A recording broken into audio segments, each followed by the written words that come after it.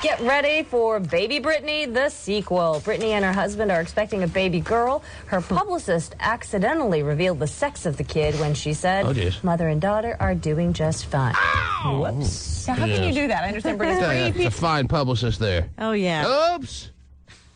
No, I mean, whoops.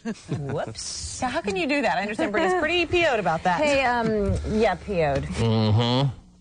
Wow. And BO'd. And anything owed. Yeah. You can pretty much attribute to Britney Spears, Terry. Goody. Mm-hmm. Mm-hmm. Wow, Britney Jr. Yes. Can't wait. Huh. It's exciting. Yeah, it is. 14 years, she'll be a pop superstar. Can't wait. Can't tell you, Terry, how I've not been able to stop tingling since I heard about a Britney daughter. Really? Yes. Oh, geez. Couldn't sleep last night, I bet. Steven, start the count to 18. This might be the first fetus we've ever had on the list. Yeah, I think Wow, we've never, no kidding. we've never had a fetus on the list, but you'll have to set the date at 18 years and about 6 months? about 6 months, yes. No. 5 months, something like that. We'll take our chances with 5 months. All right? I have first dibs on sex with that girl. Wow. In 18 years and 5 months. 2023. There you go. I'm there. Jeez. I'm there. I don't know if my dick is, but I'm there. Well, you know, they'll still have, I'm sure, things that can help you Wow. along. Yeah, they won't even have pills anymore. They'll just have, like... a little shot or something. They'll just have, like, NASA something or other product that just sends it off in orbit. Bam. Just like that. Take that, Britney daughter. Now, is Jamie Lynn Spears on your list? Of course she is. Oh, okay. I didn't. Sorry, the countdown continues. Well, so we have. Is it warm in here this morning? Hold on. Or is it just me thinking about the list? Is that right? You thinking about the list. Jamie Lynn just had a birthday. Basically, was it warm when you came in this morning? It wasn't, no. It was not. No. Are you warm? I was okay when I came in. You're a nice temperature. I'm very, very pleasant. All temperature cheer. Yes. He's Yes. very pleasant. You're a pleasant guy. Very pleasant. Mm-hmm. Got big weekend plans? No. No. Not a lot of big weekend plans this weekend. Gonna get laid this weekend? Oh, yeah. Top of the list. Top of the list. Okay. But would it be horrible if you did get laid this weekend? No, I suppose not. Wouldn't be horrible. Oh, easy. Is that the first time you talked this morning? Yes. Man. The phlegm coming up. The voice of the phlegm battle every morning. The thought of getting laid is bringing that smoker's phlegm racing up. Hey, baby. Yeah. You can't. We both just try to duplicate that phlegmy laugh. I can't do it. That phlegmy cough, and you just can't do it. You have to have at least 15 years of 3 packs a day in your wake, Terry. We don't have that. You're right. We can't imitate the cough. Can't. Go ahead, cough again. Man. If that doesn't tell you it's time to quit, I don't know what will. Man. Yeah. You gonna quit this weekend? Yeah. Not this weekend, but No. it's probably coming close here. There's a better chance you get laid than quit this weekend. Yeah. Wow, and there's a better chance that a 28-year-old virgin Terry will get laid over the weekend than quit smoking. That says a lot about his need for smoking. Yeah. Doesn't that tell you a lot? Yes, it does. Yes. I'm sure the See, I can't do it. I know. I'm trying to do it. I'm trying to bring up some maybe phlegm. Hot Shot can. Can you bring up some phlegm, Hot Shot? Closest one yet. Yeah, it is. David, I don't know. go ahead, go for it. Oh, jeez. That's just yogurt. Yeah. It's Mountain Huckleberry for you. Putting forth my best effort. Jeez. Trying to ruin the Jamie Lynn buzz, though. Shouldn't there be a chance you can quit smoking this weekend? I suppose there's a chance, always a chance, but, not But very less than a realistic. chance of you getting laid. Well, yeah. I got to put my smart money on you getting laid after 28 years of no sex than you quitting smoking. If you're gonna bet on me this weekend, I'd say yeah. I mean, you've gone longer without sex than you have being a smoker. True. And yet... He's breathing heavy, Terry. I know he is. And yet, there's a better chance of you getting laid this weekend than not smoking. Yes. Wow. I'm going to have sex with the Loch Ness Monster before he quits smoking, okay? Oh, my gosh. Oh, she's hot. ain't gonna be anytime soon, my friend. She's got to wait another year. She's still on the list. Stephen, who do we have on the list, please? Well, coming up later this year, Hillary Duff. Hillary Duff. She's Really? not 18 yet? September 28th. What about her sister? Yeah. Oh, Haley's much older than she is by a couple years. Yes. But Labor Day of 2023, whoo-hoo, Britney's daughter. Labor Day of 2003 is the Britney daughter. Whoa. Something tells- 2023. 2020. What did I say? 2003. 2003. I've already done her. What is But, that? Yes. Well, Haley Joel Osment is next year. He's April 10th. Oh, yeah. He's already next year? Wow, 2006. he Yeah. grew up fast. Ooh, I see gay people. Where's the Think baby? about it. That's very exciting. Yeah, it is. Yes. Something tells me that Brittany's daughter is going to be having sex before Labor Day 2023. But we're not knocking until then, because we want to stay out of jail. Huh? Sure. Okay. Steven. Yeah. What are you doing this weekend? Any big plans? Oh, you don't- Because you know don't it's want a, the list? It's a oh, yeah, I want the list. Go ahead. Well, Harry more Potter important. is I care 18 in less what you do. 2007. Now, more important, what are you doing this weekend? It's a Practice Friday and a... He loves that one. It's Yes. his favorite. Tonight, Bed? nothing. Yes. 8 o'clock. Stovetop. Let's see, tomorrow's the little appearance, and then bed. Yes. And then, Sunday's going to be a great day. Oh, bed. Oh, what's going on Sunday? Well, I'm hoping for some rain so I don't have to do the yard work that's on the docket. Well, that sounds like the highlight of the weekend to me. Pretty much. There you go. Wow. What about you? Anything excited? Anything excited? I should say? Anything that you're I don't know. excited Let me about? look at myself. Yeah, there's something excited. And that happens after you have a child. Things get excited. Yeah. All that Haley Joel Osment talk. Huh? Yeah. Race home and take care of someone that is legal. Whoa. Yes. Terry, any big plans? Oh, no. goody. The T-Man. Next Wednesday, the host of American Idol is immortalized. Oh, geez. That's when Ryan Seacrest will get a star on the Hollywood Walk of Oh, Fame. you freaking kidding me. He's going to get a star on the Hollywood Walk of Fame. He is. They're just handing out stars. They just have plenty of room for stars.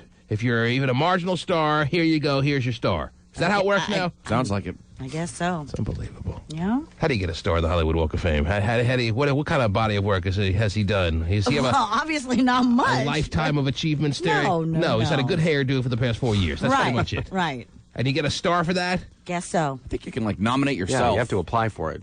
Oh, is that right? You have to apply for it? So we can nominate Terry Frey and she can get a star? Yeah, right. If we get enough, signatures? Just go around door to door? I think you could pay and get one, too, or there's something like How that. much does it cost? Look that well, up, look it up. Steve. And Terry, you're in. Oh, You're yeah. going to be stepping on your own star. Really? In no time. Cool. Apparently, that's all it takes. Just a little cash, and you got a star. Wow. Interesting. Ryan Seacrest. What about Dunkelman? Does he have a star? Yeah, whatever whatever happened to happened Dunkelman? He's hosting a new show. Yes, I'm sure it's going to be great. Yeah. I always forget there were two people in the beginning. Yes, there were two hosts. It was a better time, Terry. Yeah. Show was good then. Yeah, it was very watchable.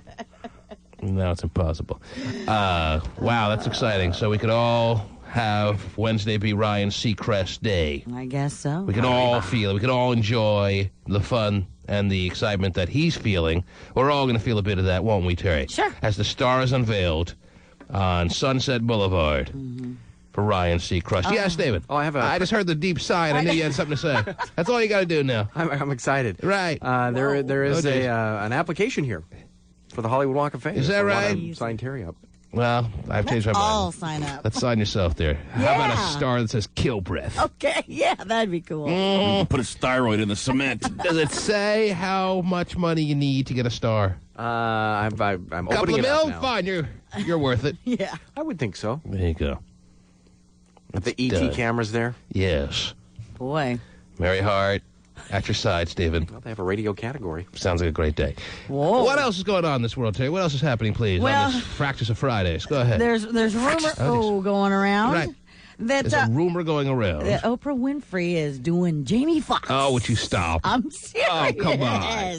She's getting her groove back, Jamie man. doesn't need that. With Jamie. Jamie's doing fine. I'm sure he is. Jamie don't need that. I know. Come on, Jamie. Hey, me, what are you doing?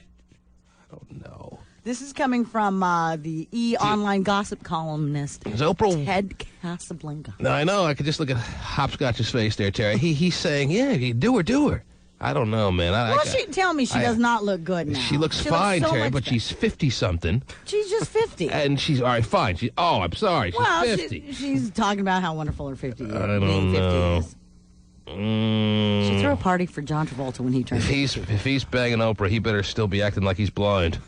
Oh, wow. I don't care how good she looks, Terry. He better still be playing that Ray Charles part. Didn't you see her on the cover of her magazine when she Terry! showed her abs and Hey. how in shape she is. For a 50-year-old woman, yes. As far as 50-year-old women go, she looks fine. Right. Fine. I'm not even going to say she's one of the best 50-year-old looking women and one of the first I would do. But, come on, Jamie Foxx, you can get any woman you want. Yes, that's true. I know a girl from Seattle, now living in L.A., that claimed, I don't know, it's been a while since I talked to her, but she claimed she had sex with Jamie Foxx. Really? And she's one of the hottest girls she's going to meet. Really? That's right. Gosh. That was back before he was a star. Yeah? Back when he was like... Just doing his comedy stuff? His biggest credential was in Living Color. Oh, really? And he gets women.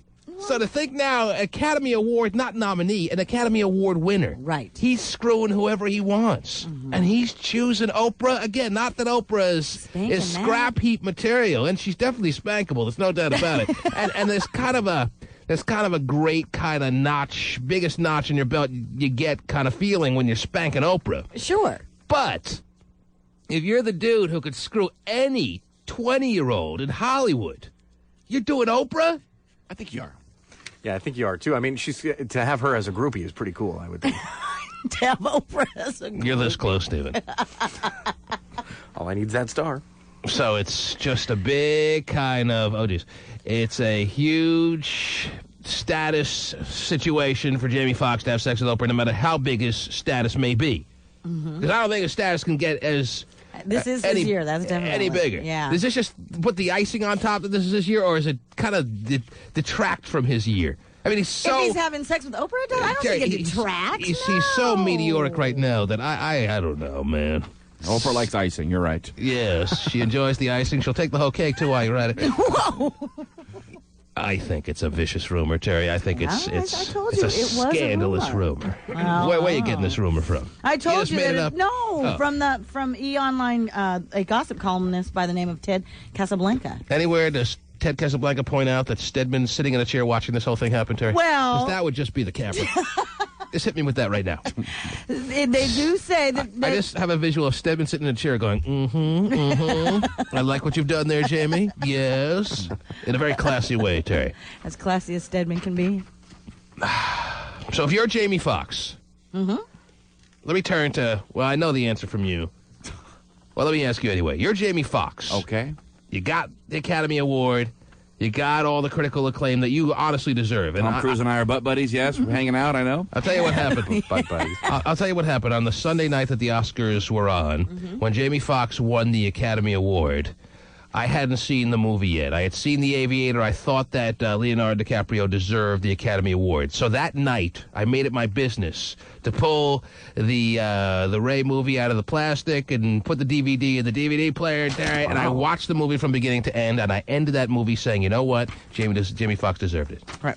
Not that he was any better than Leonardo DiCaprio. It was the same. It was a very different kind of performance. They were both as good as you could possibly get, but I could not say after watching that movie that he did not deserve that Academy Award. He was that good. My first impression was any guy doing an imitation, and that's what you pretty much do when you're playing someone in a biographical kind of movie, is that it's not that hard to do, but he was so good at it. He was so unbelievable that my normal pattern of thinking of anyone doing an imitation was then waived. I said, I have no problem with him winning the Academy Award. That's how I ended my Oscar night, Terry. Okay. At about 2 in the morning. After watching a 3-hour movie, and it's a hell of a movie. Now, where was I going with this? Jamie Foxx. You were asking Scott Oprah. if he was Jamie Foxx. If he was Jamie Foxx. If you're Jamie Foxx, you win the Oscar. You're having the year of all years. I mean, everybody in that Kodak Theater, wherever the hell they have the Oscars these days, is wanting to be you.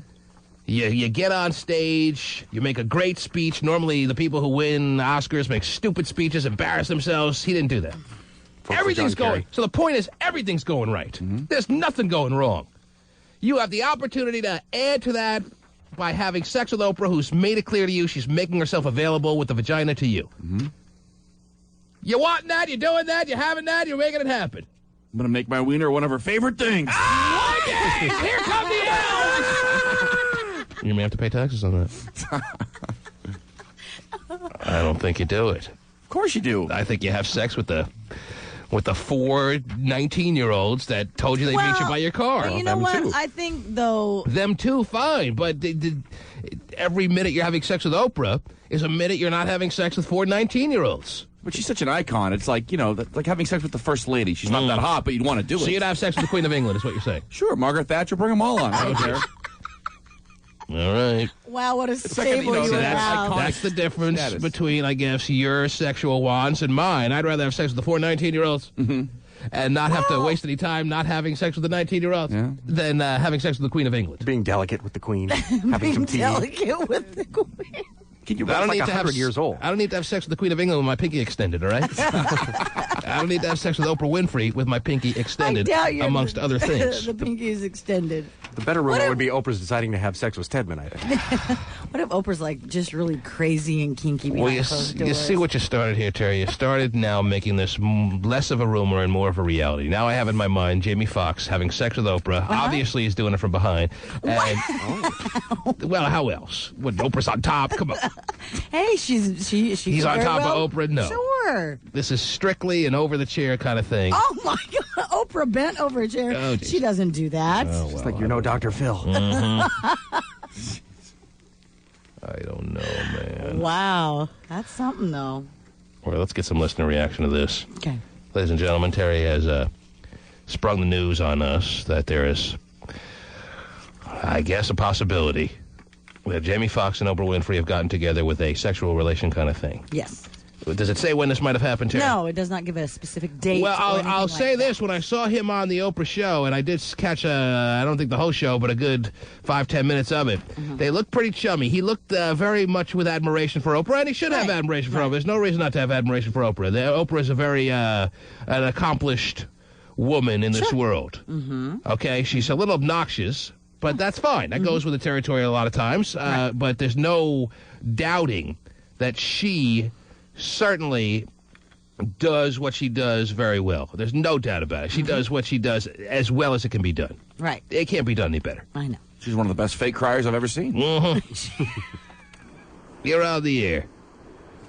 I am? Yes, you are. T-Man, I think you're almost perfect. But on this one, I can't believe what you're saying. I mean, you're so smart. How do you not know that? There's no way that Jamie Foxx can do 4 19-year-olds with the reputation he has. Jamie Foxx, I don't care about the reputation he has. He's finding his way to do the 4 19-year-olds that make themselves available every day to him. No. He wants to maintain his reputation more than he wants that DJ. How is his reputation being hurt if he's having sex with 4 19-year-olds at the same time? He'd be a man slut. So what's wrong with being a man slut? Who respects a man slut? Hi, nice to meet you. Well, what are you talking about, dude? Who doesn't respect a man slut in this world? He's already got the Oscar. He doesn't probably care anymore. Man. He doesn't.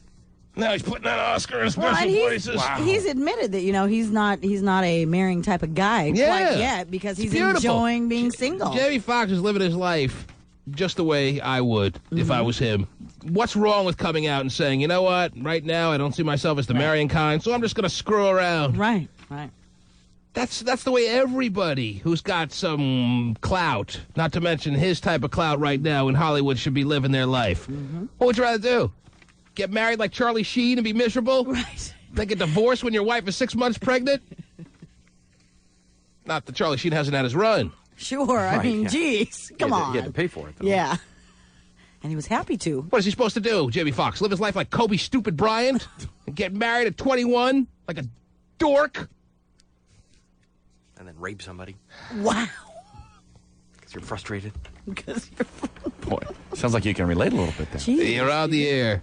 I got married when I was 19. Hello? Not the part I was talking about. Frustrated and rape. All right, you're on the air. Good morning. You're on the air. You're on the air. Hello? Yes, you're on the air. Yeah, I was calling about the Jamie Foxx movie, Ray. Okay, what During about? the taping of that movie, he blinded himself for some of the scenes, so he actually couldn't see at all. Yes, he spent pretty much the entire time on the set without his ability to open his eyes. He glued his eyes shut. He didn't want to see because he wanted to feel the role. Well, that's exactly what he did when he prepped for Oprah too. Oh wow! Glued his eyes shut. He glued his eyes shut. And I think with the whole Stedman thing, I think Oprah probably wants to have a baby. Stephanie's a little too old and crusty to have one So now. you're telling me that we're going to hear news a couple of months from now that Oprah's pregnant with Jamie Foxx's baby? I wouldn't be surprised. All Okay. these 50-year-old women are having babies nowadays. Right. It's very, don't get me wrong, it's very in right now to have a baby. Yeah. Having a baby is very in vogue. I picked the right time to have a baby because everyone's doing it. It's the hot thing, Terry. It's Yes, the it now, is. it's the wow thing. Yep. Who would have thought that having a baby would be a fashionable thing? It's like an accessory now, right? But with Britney having a baby and all these big stars having babies, Demi Moore might be pregnant. Getting pregnant is what's now. If you're not pregnant, you're not happening. You're out. You're on the air. But don't tell me that Oprah is getting caught in that trend. Oprah's gonna have a baby. I gotta be in. I gotta have a baby. Jamie! You're perfect. Do me, Jamie! And now talk like Ray. You think he makes her talk like Ray Charles when he's having sex with her, Terry? I don't know, maybe. You got to ride one, baby! Uh-huh. He's definitely gluing his eyes shut to feel her rolls. Yes. Come on. I mean, it may be, as you say, a status situation like the Queen, Terry, to have sex with Oprah. Well, sure. But don't tell me he's not gluing his eyes shut. No, he's I not. don't care how slim down she is. You're on the air. Hello? Hello? Yes. Hey, T, just checking. Is your horses running tonight? My horses? Yeah. Well, the horses I had last year, I sold, sir. They're no longer here. They're no longer my horses. The ones that I had last year, Spontaneous Wood and Dysfunctional Lady, have been sold and purchased by a horse owner in Arizona. Dysfunctional Lady, by the way, has won a number of races down in Arizona since the sale, Terry. Yes. I think 5 to be exact. She's won 5 races. She loves the heat. However... Didn't run too well up here, but... However, well, hey, don't knock Dysfunctional Lady, Terry. well, I'm she's part sad, of the family. I'm She's part of the sad family. that you sold them, actually. Well, I got a good price. I'll tell you this. I have a new horse now that I purchased at an auction in Kentucky. Oh. And this one costs more than the other 2 combined. So this one is the one that we're really expecting big things from. All right. This one, the frustration will be that high if he doesn't produce, Terry, that I'm taking him personally to the glue factory. No, you're not. This one is on the Kentucky Derby Trail as we speak right now, Terry. Wow. So should I go buy my hat? Well, that's only because he's never run yet. Oh, okay. But he is on the Kentucky Derby Trail nonetheless. Did you go to Kentucky to the auction? I did not go to Kentucky, but Didn't you send your trainer I or saw something? pictures and did the paperwork on a number of horses that were in the sale at the, if you must know. I just wondered if you went It's the there. biggest auction that they have all year long. It's called the Keeneland sale, Terry. It's the Keeneland auction, and it was picked out of the capital of the United States as far as horse racing is concerned. That auction where champions are bred, Terry. Sure. Auburn, Washington. Oh, yeah. Those were the other 2.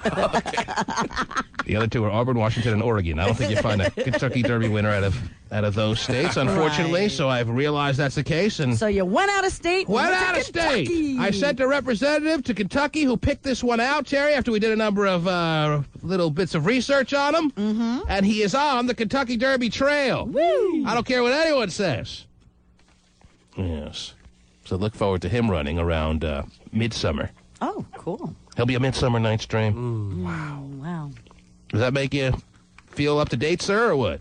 Yes, it does, sir. Okay. Thank you. Okay, take care.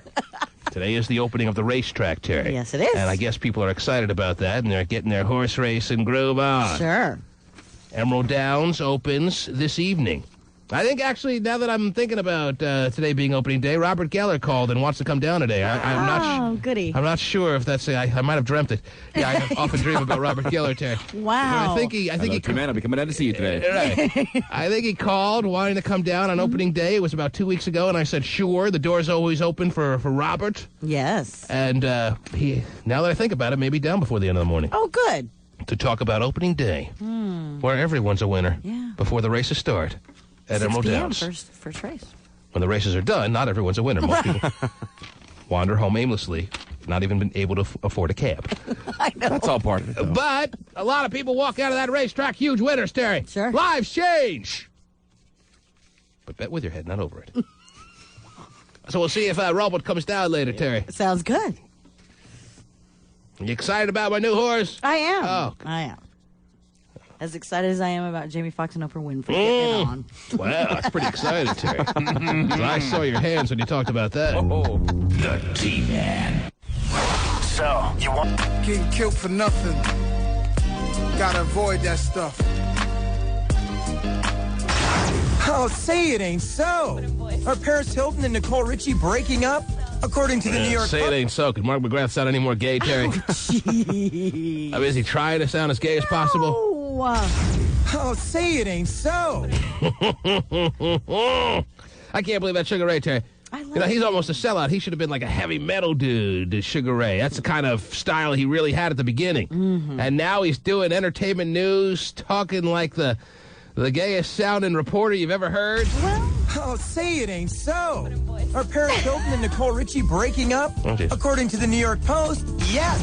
That's hot. Yes. According to the New York Post, yes.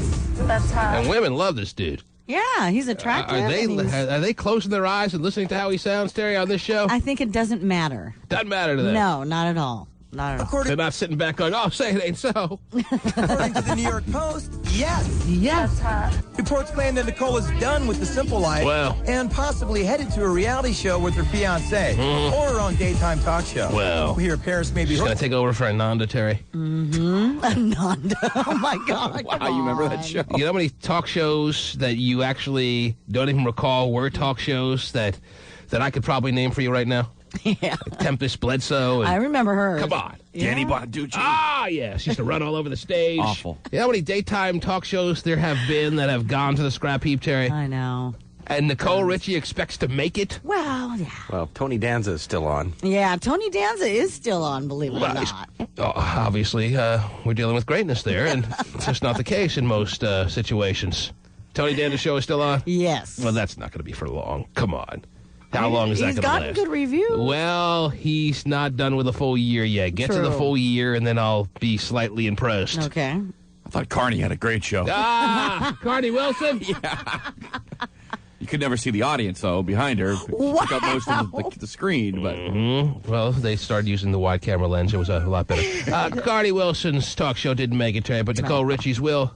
Possibly. Come on! Come on! Oh, geez. or her own daytime talk show. Right. We hear Paris may be hooking up with a twin for the next Simple Life, an Olsen twin. Now that's hot, Paris. Okay. Fox will not officially comment on the show or Nicole. There you go. Paris Hilton and Nicole Richie are officially divorced, and Mary-Kate Olsen, if she keeps eating a saltine a day, will be able to perhaps step in and take her place. Now that her and Ashley are divorced. Yeah, yes, they broke up. They hate each other as well. Ashley will have a talk show soon. Who knows? And getting ready to sell the house, the apartments. Well, Nicole's more mature now. That's her thing. I'm just saying, if Ananda's not making it, Terry, people's chances out there are not that great. But Ananda isn't Nicole Richie. Very partial to Ananda. Come on, Gabrielle Carteris used to do the best bits ever. Oh, so funny. I was wondering why every cast member of 90210 didn't have a daytime talk show, Terry. They should have. Oh, that's a great one. That's a great one, by the way. Gabrielle Carteris had a daytime talk show, Terry. It lasted about half of one show. Midway through the show, they stuck a big cane out and pulled her off stage and said, "That's it. You're done, sister. It's over." We're just pointing out to you, Terry, that there's a lot of daytime talk shows that just don't quite make it. I understand that. Right. But again, like I said, I think Nicole has a pretty decent shot. Much better. I think her name is a lot better known than like Ananda was. Nicole Richie's going to have engaging interviews with a lot of celebrities. Is that what you're thinking? Maybe so. Right. I mean, hopefully she won't be like Sharon Osbourne and have a nice little couch and bring her dog out and all that stuff. I thought that was kind of boring. If she's as good as Sharon Osbourne, I'll be impressed. And that's not saying... Sharon? Well, no, that's not saying much at all. Oh, okay. If she's that good, I'll be impressed. I'm still having trouble getting over the visual of Jamie Foxx having sex with Oprah, Terry. This is going to probably take at least 2 hours of the show for me to start to forget. I'm still amazed that you're all sitting here saying that if Jamie Foxx has the chance to have sex with Oprah, he's got to take it. Yeah. I still think you guys are so screwed in the head. Really? And I'm the only sane one around here. That possibly could be, but the fact is, hey, unbelievable. He's doing her. I can't believe you guys. Well, there's just some people that are like Scott said, big icons. I understand the point. Okay. Still don't think it's something you make happen if you're Jamie Foxx. I mean, Hillary Clinton. I mean, her VJ is probably the color purple when you think about it, Terry, at this point in her life. Yeah, she was in that. That's right. Right. She was nominated for an Academy Award for that. Wow. I'm still doing it. Color purple or not. You'll color it up. I don't understand. No? Well. Jamie, you let me down. Oh, come on. I'm sure you're impressing some people out there with that conquest, if it's true. And ladies and gentlemen, if you're just waking up and we have a hard time hitting you with this news as the alarm just goes off, Terry Free reporting that there are strong rumors out there that Jamie Foxx and Oprah Winfrey had sexual relations and may still be having it. For all we know, they could be having it right now. Whoa! Imagine that. Hold on to your coffee mug, your chair, everything. Hold on to anything you can grab a hold of. They could be having sex right now as we speak, Terry. Stephen is battening down the hatches right now. Come on, Jamie. Do you mean we just got word Oprah's going to go on top? Oh, no! Hang on! Buckle in. Hang on! It'll almost be over soon! Earthquake. So that's what caused the tsunami. Now, hey, it's an easy joke to make, but Oprah's not that big a woman anymore. She's a nice, thick woman, which is very en vogue, but she's 51! 50, whatever she is. And she's Oprah. She's Oprah? Yeah, Not Oprah. If she had been linked to a lot of, other sexual partners in her heyday, I'd say, okay, like when Joan Collins was on Dynasty way back when I was, 9 years old and I was watching. I was thinking to myself, man, she's old, but she'd be cool to have sex with. My mom's saying, you're 9, shut up. But she had... It's better that she's not linked to all those people. Yeah, I think so. No, it's not. You just don't get it, Stephen. This is not where you want to chime in. It's not a conversation you want to chime in on. I would imagine you're right about that. Mm-hmm. So it'd be better if Oprah had been a little sluttier back in the day? Back in the day. But back in the day, she wasn't as svelte and good looking as she is now. That's the point. Leave her alone. Or the whole billion thing. So... What other stories do you have, Terry? I'll sooner or later start to get it out of my mind. Go ahead. Well, today has been dawned the Diddy Day in Las Vegas. Oh, jeez. It's a one-sentence story, Terry, and... The mayor there in Las Vegas plans to honor Puff Daddy for his achievements. Diddy Day. So today is Diddy Day in Vegas. Very exciting. Mm-hmm. It is. Got to fly down there immediately for Diddy Day. And celebrate. That's all that it is. Just them recognizing his amazing achievements. You know, all the hotels he's built there and does he even spend time in Vegas? I know he doesn't spend time in L.A. It's New York and Vegas for him. That's his two partying cities. I think so. So I've decided to go with the Diddy Day. Right. Okay. Mm-hmm. P. Diddy could have had Oprah. Yeah. Chose not to. He may have. Maybe he has. We just didn't hear about it. Yes. Can you imagine? That'd be crazy. Wouldn't that be wild? No. Oprah's had P. Diddy and Jamie Foxx. Oprah had P. Diddy. We'd know about it. They're running marathons together, but not those kind of marathons. Okay. That's right. What else, Terry? I just want to let you know that... I'm going down, by the way, to the Felix Trinidad fight in a couple of weeks. Are you? Just so you know, yeah. Oh, cool. Picture me sitting next to Lionel Richie again. Oprah's probably had him, too. It's not just a fight. I want to check out the new hotel that's opening. You know, the... Wynn Hotel? Wynn, that's right. Oh, does that open then? It opens next week or 2 weeks. Wow. Yes. It looked really nice when we saw it. The cab driver told me I think it was April 23rd or something. April 23rd sounds about right. Cool. Yes. You going to stay there? Well, now that it's Diddy Day, yeah. Every day is Diddy Day now, as far as I'm concerned, in Vegas. All right. I'll be a month late, but yes. Do they have any shows there, like the big, big volcano exploding or anything like that? Yes, they do. Well, oh, really? Okay. I hope they can do a little bit better than the good old 1989 volcano exploding. They got a show called Le Rev, from what I hear, that I'll let you know how it is. Oh, good. I can't wait. All right. Steve.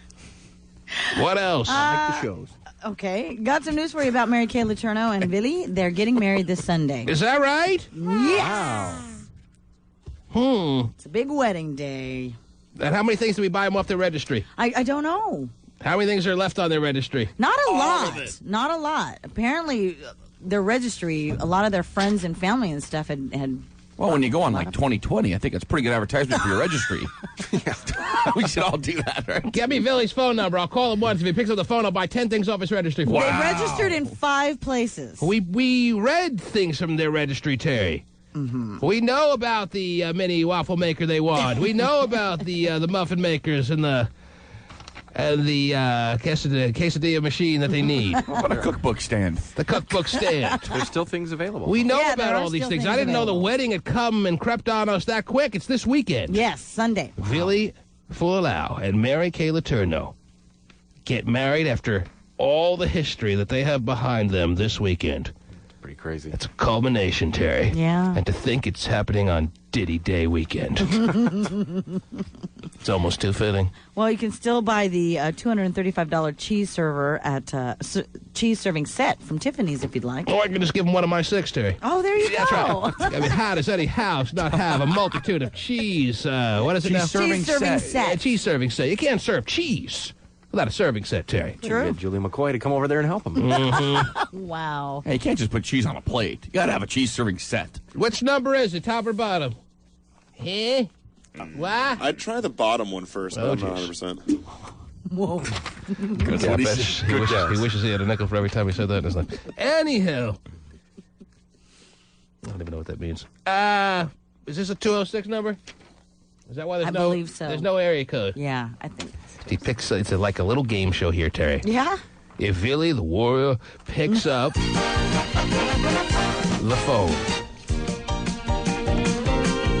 10 things I will buy personally 10? off this registry, Terry. Wow. Well, I mean, it's Diddy Day. It is Diddy. Yeah, gotta feel festive on Diddy Day. Sure. Good stuff. Ample warning has been out there. If he's up, if he's got 2 daughters, Terry, maybe he's rose and shined, huh? Right. And he knows the phone call is about to come in. I'm sure there's 10 things still left on their registry. As a token of my appreciation of him, by the way, I think at one point we made an offer for him to go to Vegas with us. We did. Did we forget Both about of that? them. Yeah. Both of them. For the bachelor and bachelorette parties. They're keeping a low profile, I'll tell you that. Yeah, they are. It's not like Mary and Billy are, since the 2020 show or whatever, making the rounds or whatever. Right. They didn't send out any huge announcements or anything. Oh, jeez. One phone call only. If his voicemail picks up, well, have a nice wedding. Have a nice Diddy Day. No presents. We'll talk to you when you call us. If he answers, if he just says hello, then 10 things I will buy as a token of my appreciation to them, a happy couple on their registry, Terry. And a happy couple they are. Mm-hmm. Do you have any doubts? Not at all. Really? No, I think they are. They don't have a cute little webpage on their registry that tells how they met and all that. You don't have I any. think we know. You don't have any doubts about the future of their lives being together as one. Not at all. Not anymore. After everything that they have gone through, I mean, 7 If years. they've made it this far, Jeez. then they've cleared every hurdle that life has to throw in front of you, is what you're saying. Yeah. The fact that he's going through marrying her. Yeah. Stephen, you have any doubts about the future of this happy couple getting married this weekend? Yeah. Mm-hmm. There are some doubts. But I wish them the best. It's a one call only. You have reached the Sprint voice mailbox of 206. Oh, jeez. Okay. Well, now we don't even know if that's their real number or not. If that's his real number. Dang it. So it's a game show flaw-like situation. Because technically, I could say he lost because he didn't pick up. His phone wasn't even on. Right. Somebody picked up. The woman. But this could be a number that's not even his anymore. It could be some woman named Gladys, for all we know, that just ruined it for everybody. Hard-pressed to find a woman named Gladys anymore, Terry. But if I was a Gladys, I wouldn't keep my phone on either. Try the other number here. Not if my number used to be Billy Fualau's. Okay. So we get a ring. Wow. All I need is a hello. That's exciting. I'm getting fitted for the tux. Can you hang on? Okay.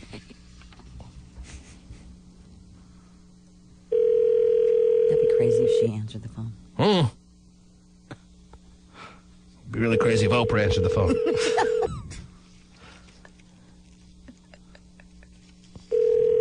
Hello? Hey, is Billy there? Who? Billy?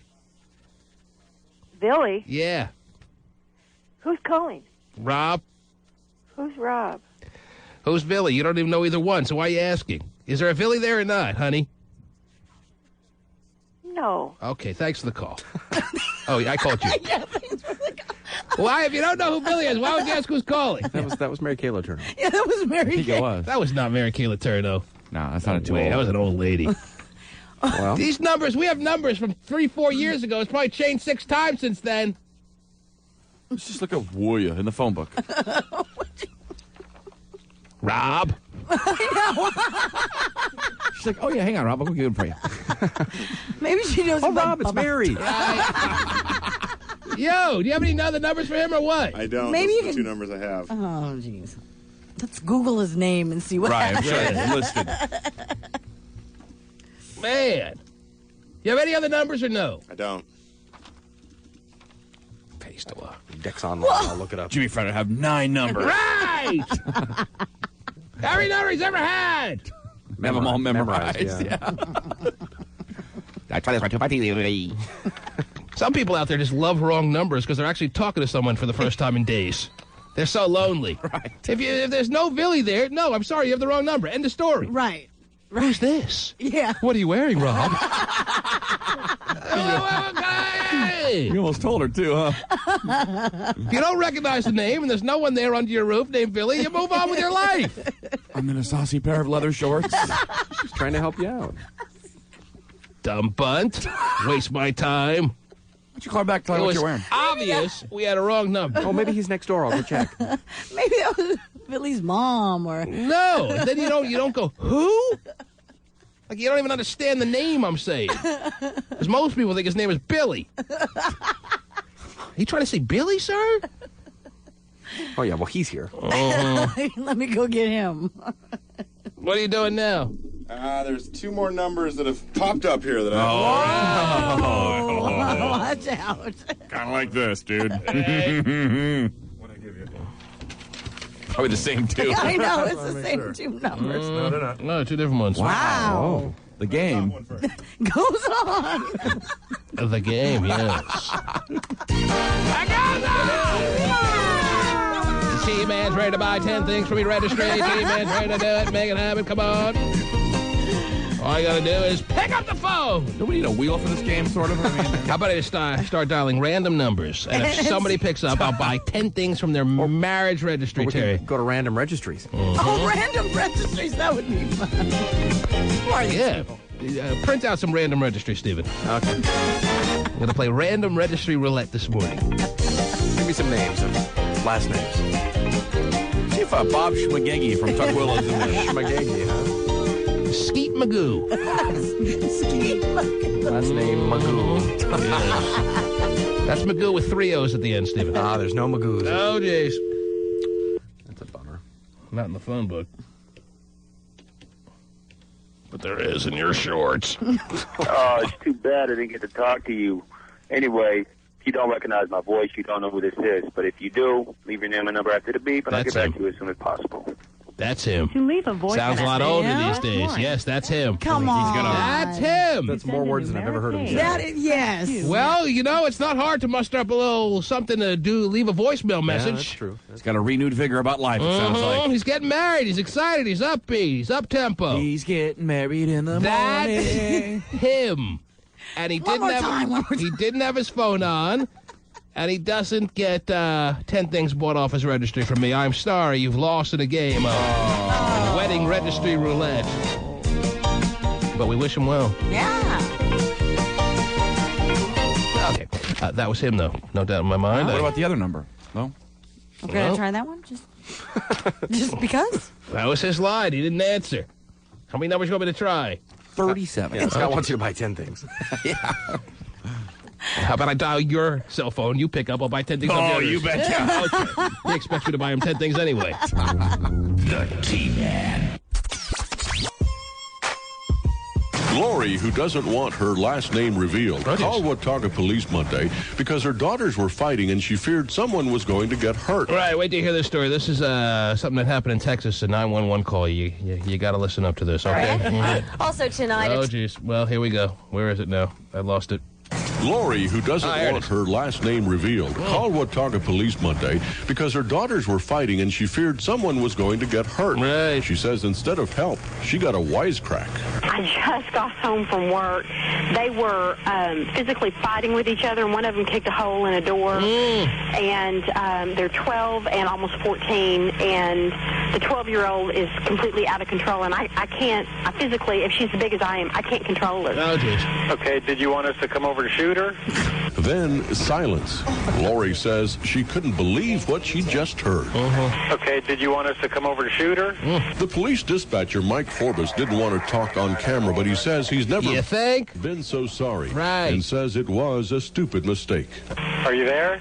Excuse me? That's a joke. Okay, so... Who are you? What is your name? Mike Forbes.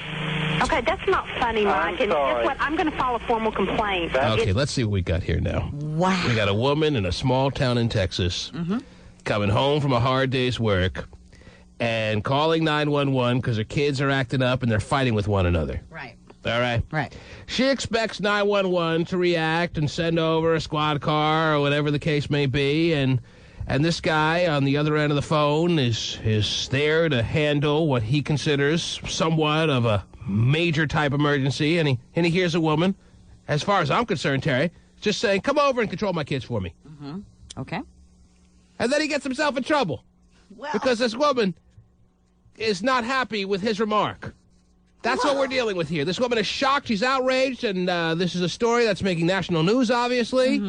And people are all behind this woman and her situation and the fact that she was treated improperly, she believes, by a 911 operator. Now, listen closely. Listen again, because I have a whole different perspective on this. Lori, who doesn't want her last name revealed. I like this guy's voice. Lori, who doesn't want her last name revealed. Sounds very official, doesn't it? Is he a real guy or is this just a computer-generated voice? I think it's a real guy. Oh, he's the movie trailer guy in Lori. 1970. Right.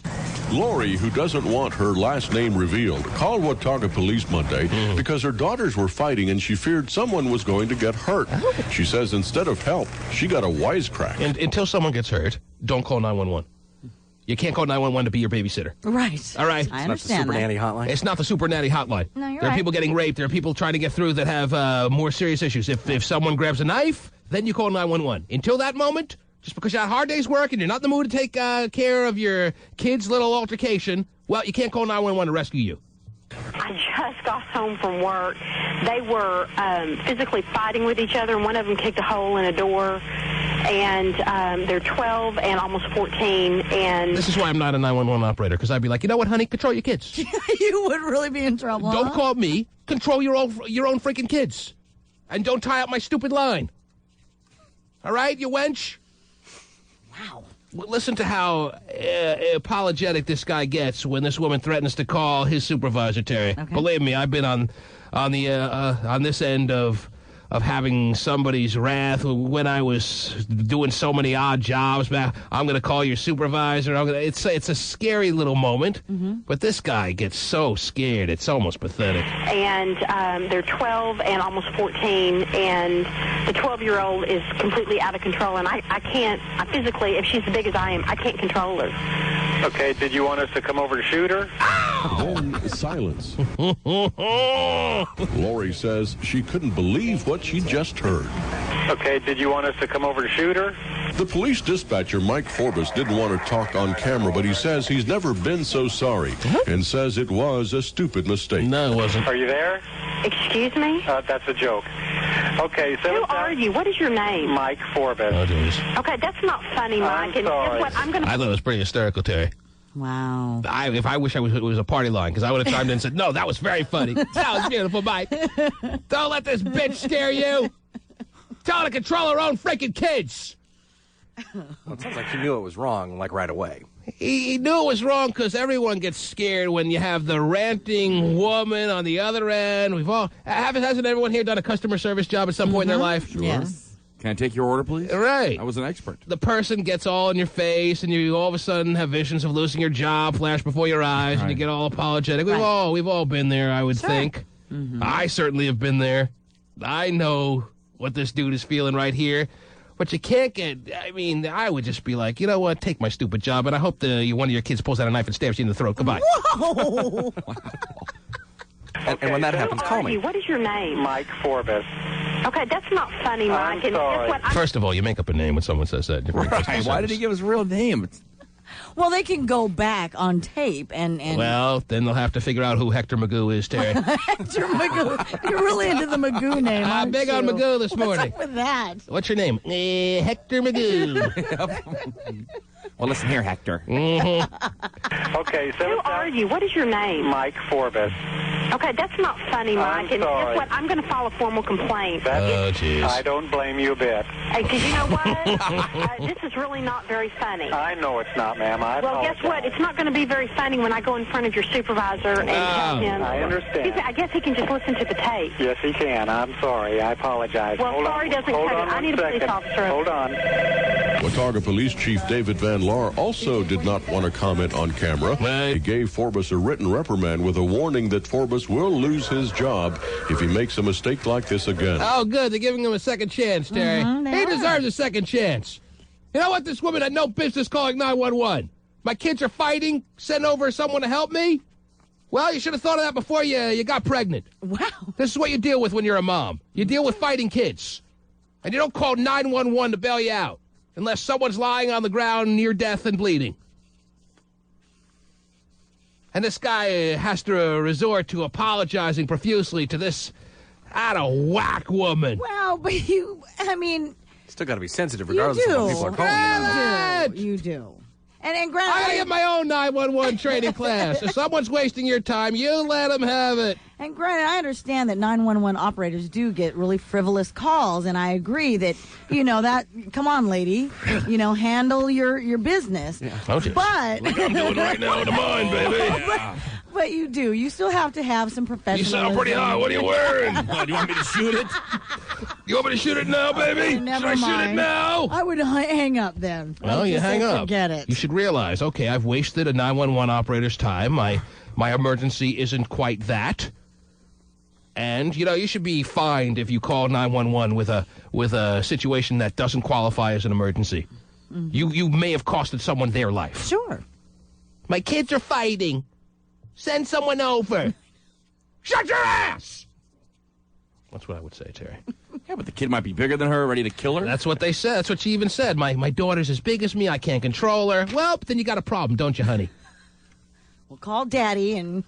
Maybe if you hadn't run Daddy out of the house, you'd have been a little nicer to him, you wouldn't be in this situation. Maybe you should evaluate your own life at this point. Maybe you should sit down and reflect on the errors you made in your existence. That's what I would say to her. Wow. Well, it's a tough call to be the gatekeeper of what's important and what's not. I mean, you never really know. I think it's pretty cut and dry. If the girl ended up killing this woman, then... Well, if she ended up killing, then you call 911. Well, but the woman couldn't call 911 if she's dead. Yeah. Well, if she pulls out a knife at that point, when a life is threatened, if she is on the ground and being choked by her sister and the other sister won't let her up, maybe then the line has been crossed where 911 is certainly within reason. It's not like she's saying, what time does Meet the Fockers start? All I'm hearing here are two sisters fighting. It's happening in every American home in this country at around 4:30 p.m. When school's out. When school's out, you don't want to do your homework. Right. You want all 911 operators called to take care of my fighting kids? Is that what you want? He gave Forbes a written reprimand with a warning that Forbes will lose his job if he makes a mistake like this again.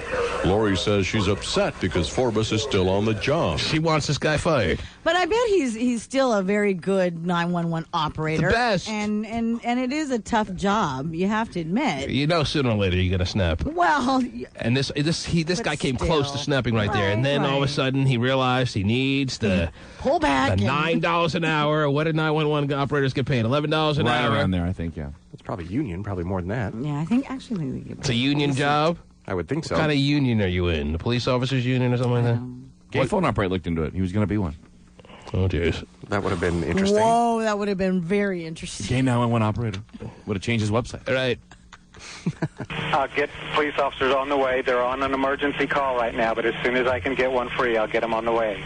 Oh, well, don't rush or anything. Well, I apologize for my smart remark, and I will get them en route as soon as I can. You see, the reason the story has become a national story is to highlight the bad behavior of a 911 operator. I think that they got it wrong. I think this story should only become a national story to indicate how people are over-abusing the calling of a 911 operator.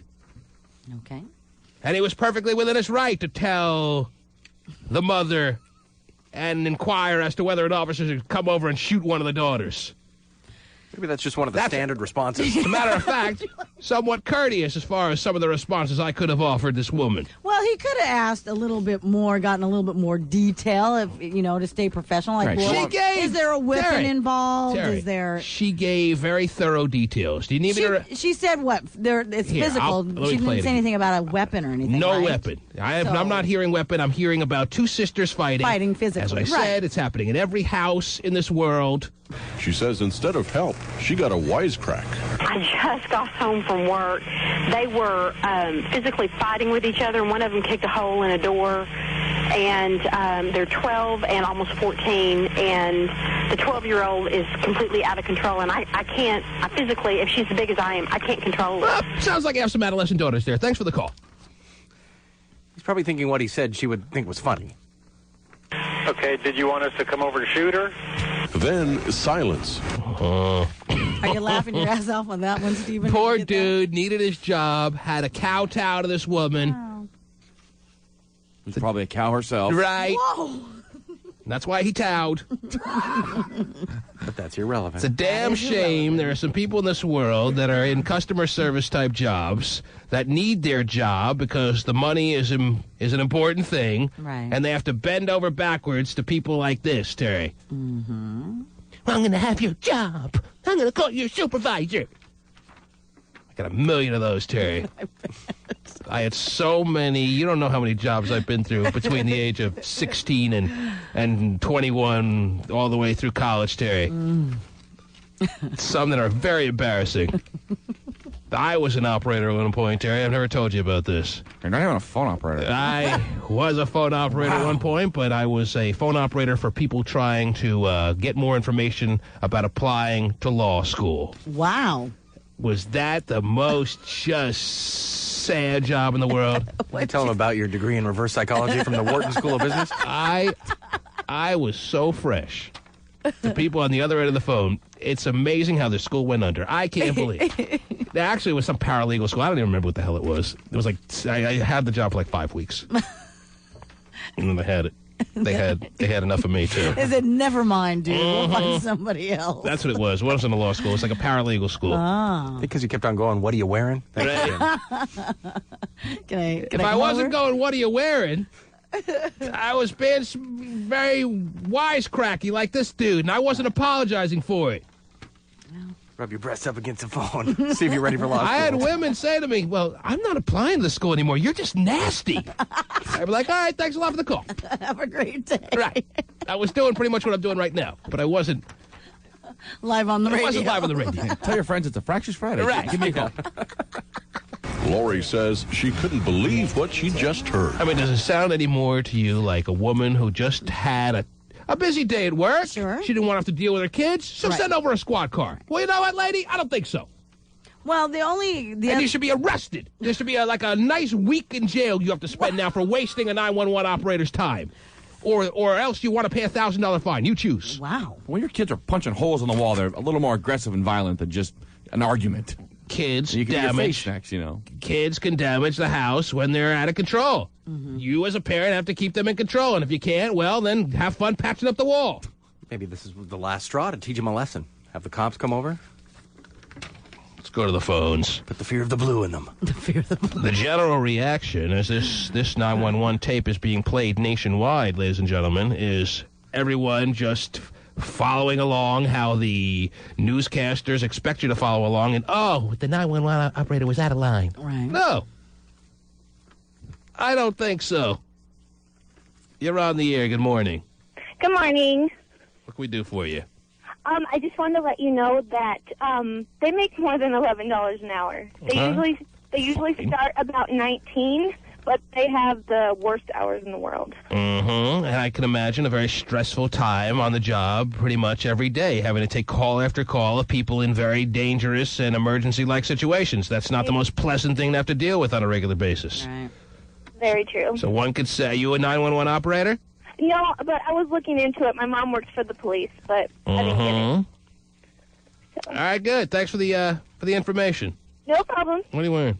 That's pretty good money. I don't know why GPO didn't do that. Yeah.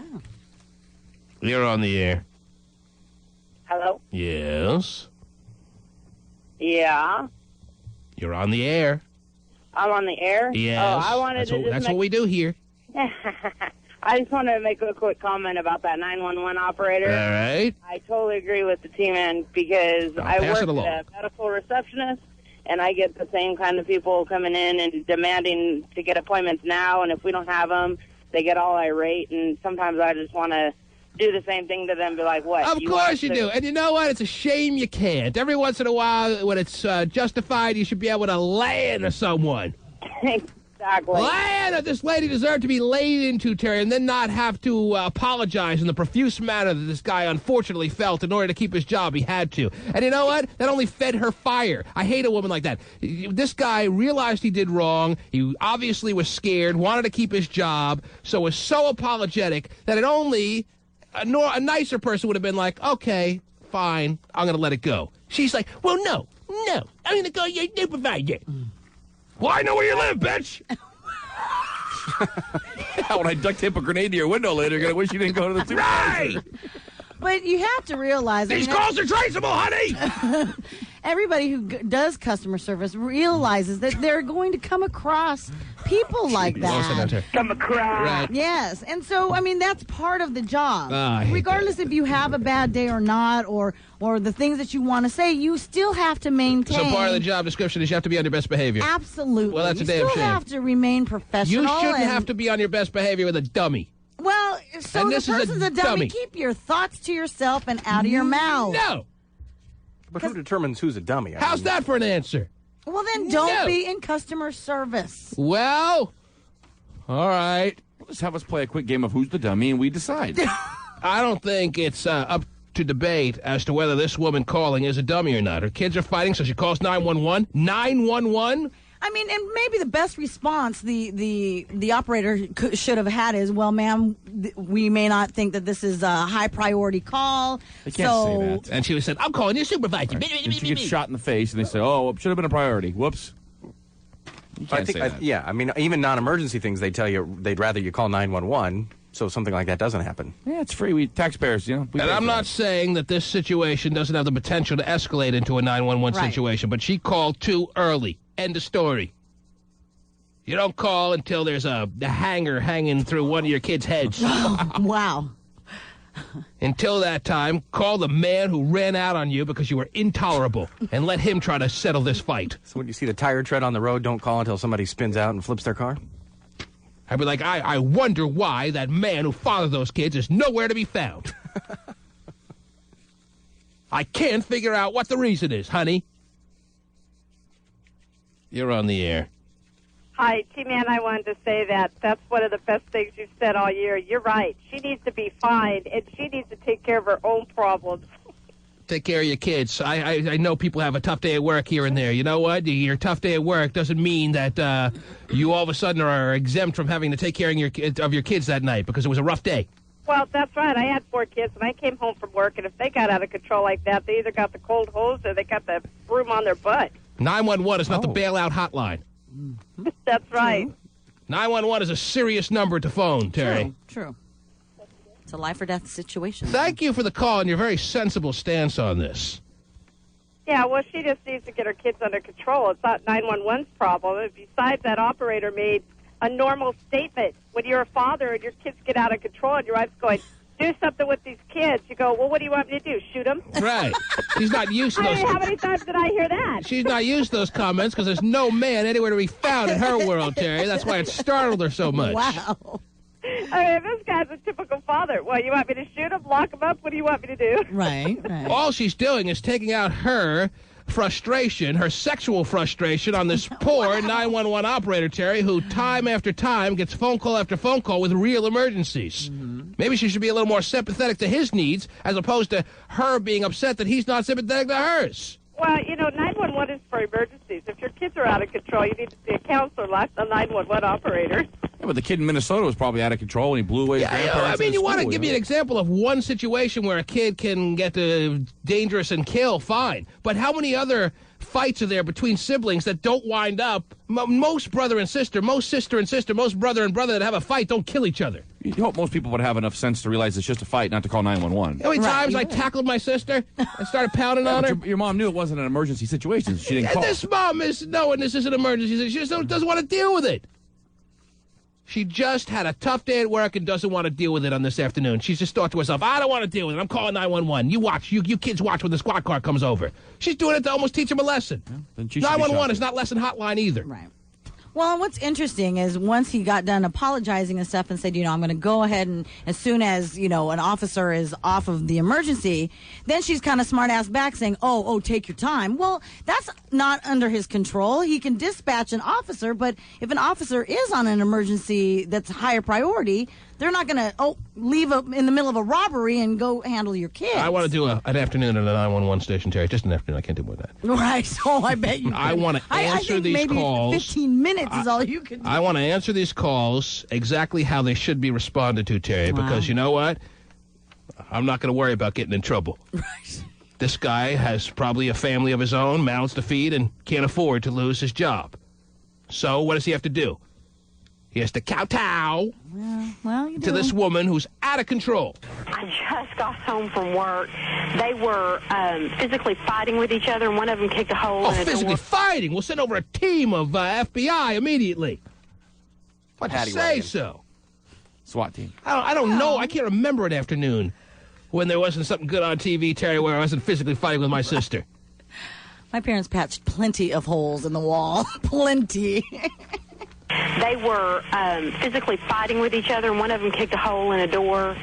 And they're sounds like you have kids. Yeah. Thanks for the call. Definitely. And they're 12 and almost 14, and the 12-year-old is completely out of control. And I can't, physically, if she's as big as I am, I can't control her. Okay, did you want us to come over to shoot her? Then silence. Lori says she couldn't believe what she just heard. Okay, did you want us to come over to shoot her? The police dispatcher, Mike Forbes, didn't want to talk on camera, but he says he's never been so sorry and says it was a stupid mistake. Are you there? Excuse me? That's a joke. Okay, so who are you? What is your name? Mike Forbes. Okay, that's not funny, Mike. I'm sorry. Guess what? I'm going to file a formal complaint. I don't blame you a bit. Because you know what? This is really not very funny. I know it's not, ma'am. I apologize. Guess what? It's not going to be very funny when I go in front of your supervisor and tell him. I understand. Lori says she's upset because Forbes is still on the job. I'll get police officers on the way. They're on an emergency call right now, but as soon as I can get one free, I'll get them on the way. Oh, well, don't rush or anything. Well, I apologize for my smart remark, and I will get them en route as soon as I can. The T-Man.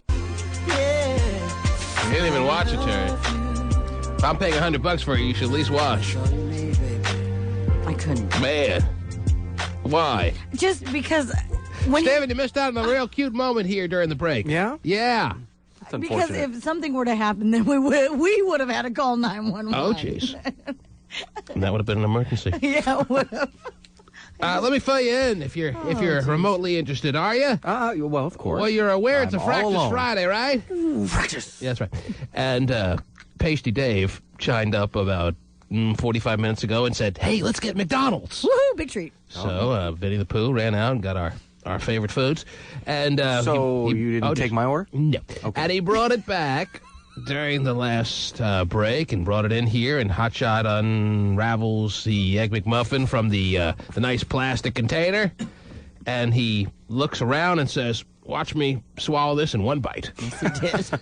Kind of says it half joking, half serious. He wanted to see if there was any reaction. Well, of course, I chime in and say, hey, there's $100 in it for you if you do. You sure did. Mm-hmm. I said, you put that to the face, and you swallow that in one maneuver, is $100. I don't even know if I was serious, Terry. Right. I was kind of joking, but without a second's hesitation. Without even a moment going, are you serious? Is that a bad? Here, shake on it. Without even that, before I even knew what happened, it was in his mouth. The Egg McMuffin was being pushed into his mouth. That's when I with got up. he needed every one of his 10 fingers to push that Egg McMuffin into his mouth and then have it be swallowed. Because at this point, I'm watching Terry to make sure there's every reason for me to, because I realize now, because he didn't ask or didn't inquire as to my serious level, I realize now I'm committed to this. Sure. If he does it and he's successful, I got to pay him off. Right. Because I have my big yap. Oh, yeah. And, of course, there was, you were here in the studio, but you had your back turned. Mm-hmm. And he was able to successfully complete that maneuver. Wow. Like an Olympic champion. He stuck the landing. So just one bite. Pushed it in, swallowed it, one bite. How you feeling? You must have a big throat hole to get that thing down. I'm doing all right. The yoke was a little tough going down. Oh, geez. The yoke was the toughest part. There was 4 seconds of my life I thought I was going to have to call 911. Mm-hmm. My passageway was blocked for like a second. And how you feeling now? Yeah. Talk to me in about an hour and see. Oh, jeez. I can tell you right now, I ate my bacon, egg, and cheese biscuit in multi-bites. Mm-hmm. Yeah, in multi-bites. My hash browns in multi-bites, and I'm already feeling the grease racing in my ass. Wow! So I don't know if you feel any worse than I do, so don't worry about it.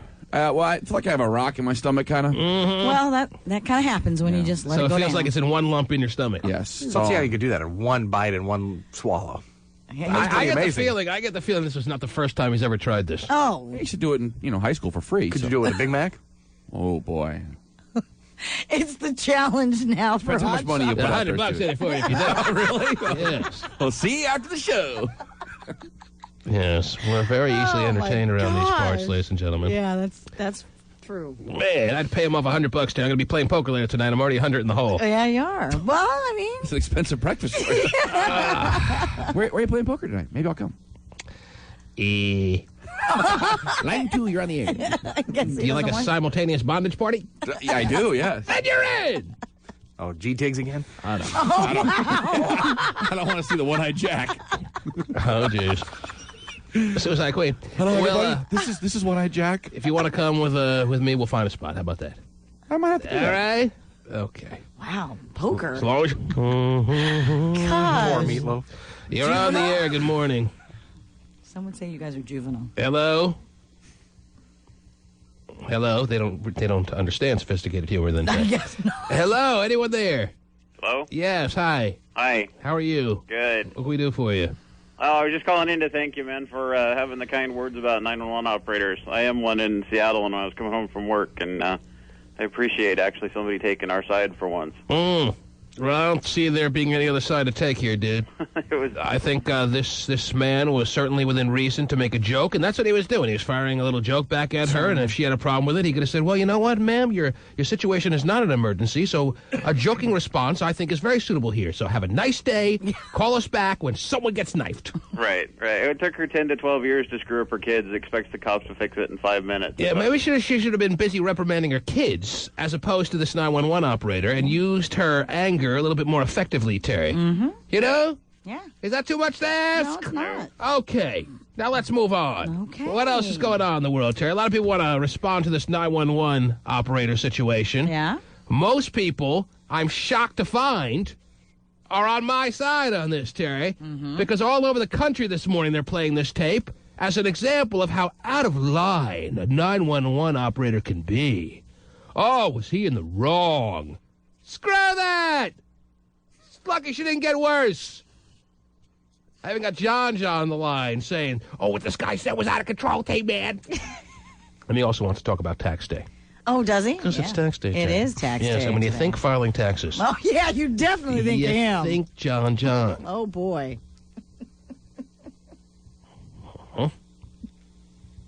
Yeah, the first round draft. I'm the tax man. I'm your governor. Okay, there you go. That's all I want to hear. Wow. What else is going on, Terry? Well, Michael Vick has called. I was going to ask him a question, but he's already in mid-song, so that's the end of our John installment for this week. Yes. Oh, wow. Truly a That's jackass, isn't he? Absolutely is. What else, Terry? What? Michael Vick. Yes. He's caused the NFL even more controversy, T-Man. Last week it was the whole herpes lawsuit, and yes, a woman suing him because he gave her herpes. Correct. According to her account of their sexual situation. Right, and it was stated in the lawsuit that he had an alias by the name of Ron Mexico. Ron Mexico. Yes. That's how he goes and gets his treatment. That's how he goes and gets his testing when he goes to his herpes, little environmental, take care of your place kind of joint. Yes. Mm-hmm. Well, now... and that's the exact title of the place, by the way. Right. Wraps all the way around the side of the building. It's so long. And down the street. Well, the NFL has decided that those fans who wanted to get the Atlanta jersey, number 7 with the name Mexico on it. So the people are actually doing it. Yes, they are. We said, did we not, last week when we talked about this story, that we wanted to go out and get Mexico jerseys? Yes. We can't get them? You cannot get them. The NFL's putting the kibosh on that? Yes, they have. In fact, they've added that to the banned words list. There are other banned words that you can't get on the back of a jersey if you're ordering from, like, what, NFL.com or something? Or yes. What's the name of the store that you order NFL realistic merchandise from? NFL Gear or something? Yeah, something like that. Gear. The NFLshop.com or whatever. NFL Shop? Something. They will not send you an Atlanta Falcons jersey with the number 7 on it with the last name Mexico. Why? Well. Why? What if your last name truly is Mexico? And a lot of people like to buy jerseys with an authentic kind of look with their last name on it. Why do all the people out there with the last name Mexico, or maybe people just wanting to represent their own country, Terry, that enjoy a little Atlanta Falcons football, why can't they have a jersey with the last name Mexico? Who ruined it for everyone? Michael Vick did! So why are NFL fans cause this kind of suffering, Terry? Would you like a quote from Brian McCarthy, the NFL spokesman? Not really. I really don't care. Okay. All right, go ahead. He says, you dumped it. You dumped it. Well, Terry, you're making just shambles out of that statement, so I thought I was helping you out. I actually spoke better when I had the whole Abe McMuffin in my mouth. God. Okay, let me try it once again since you dumped it. Go ahead. Brian McCarthy, an NFL spokesman, says, quote, obviously, this was indirect reference to recent events. We decided it's inappropriate to sell jerseys with that particular name on it. Mm-hmm. There you go. That was really worth it, Terry. Well... But you can get one for the Seahawks that says Mexico? You just said it's just banned from Atlanta number 7? No, it's on the banned words so list. Any jersey. Oh. Mm-hmm. I think you could probably get a Seahawk jersey with the last name Mexico, but why would you want one? The only reason you want one is to taunt Michael Vick. Right. But you want to represent your country or your... whatever, too. Not really. You just want to taunt Michael Vick. But still, they can rule it out that your thought might have been that you wanted to represent your country or your last name. Sure. So... But they have.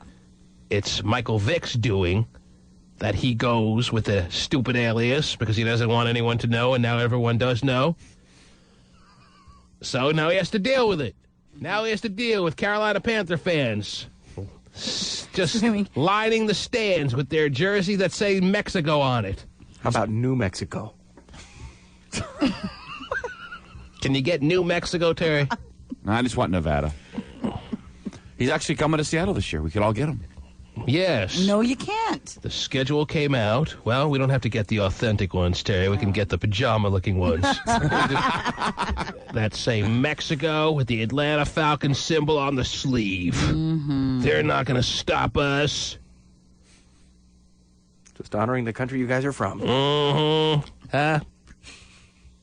1-866-663-T-MAN is the number to call. As pointed out many times already this morning, it is, in fact, a Fractus Friday. And that means anything you want to call about is, as far as I'm concerned, wide open. It's very much... wide open. Oh, jeez. Please stop that. It's very much fair game. A potpourri of topics. Any potential relationship issues you're having are certainly always welcomed. If your kids are fighting, don't call the 911 operator. Call us. We'll be able to solve your problems in a much greater and more succinct fashion. You're on the air. Hello. Hello. Yes, I've reopened the phone lines, and you're the first one on, sir. Welcome and congratulations. Thanks. Yes. Hey, actually, there's a pretty big list of names that you cannot put on the back of those. Well, I'm sure you can't put like mother trucker and things like that. You can't put profanity on there. But outside of that, what else is on the ban list? You can't put lesbian, tongue, slime ball. You have the list? I have a few words. I just have a few words. I want to hear some of the words. I just gave you them words. They have 1,121 words on that bad boy. 1,121 words on the ban list of what you can't put on the back of jerseys. Yes. Like you can't get "he hate me" like that one guy Ross Smart from the Panthers. Yes, from you can't get that on there because the XFL was such a threat. Yeah, it was. Right. They don't even want to remind anyone. I think the one that was the big controversy was Benjamin Gay. Yeah, you can't put gay. You can't put gay on the back of your jersey, even though somebody in the NFL had a last name of Gay. Yes. Well, that's just wrong. The NFL's a little bit over the top with their what seems like a very strict list there, Terry. Yeah, 1,100. What's wrong with the word gay? Well, what's their problem? Do they want to comment on that? Is Fudgepacker on the list? Oh, no, that's not. Right. No problem with that. That's an occupation. It's the team Vince Lombardi coached. Right. They won 2 Super Bowls. Green Bay Fudgepackers were good. Mm-hmm. Man. Give me some of the examples of what's on that list again, Terry. Lesbian. You cannot have a jersey with the name lesbian across the back. No. And why? Why is lesbian such a dirty word, according to the NFL? They didn't give me a reason as to why. I'm sure we... Certainly not doing that in the Seattle Storm games, Terry. No. Tongue? You can't have tongue. No. We had a player on the Seattle Seahawks that is now playing for the New York Jets. Last name Tongue, Reggie Tongue. Mm-hmm. We can't support Reggie Tongue by having the word tongue on a jersey. No, sir. Does this seem a little over the top? The NFL is the no-fun league. They always have been. A little out of control with the rules. Yep. You're on the air. What else is on the list They there?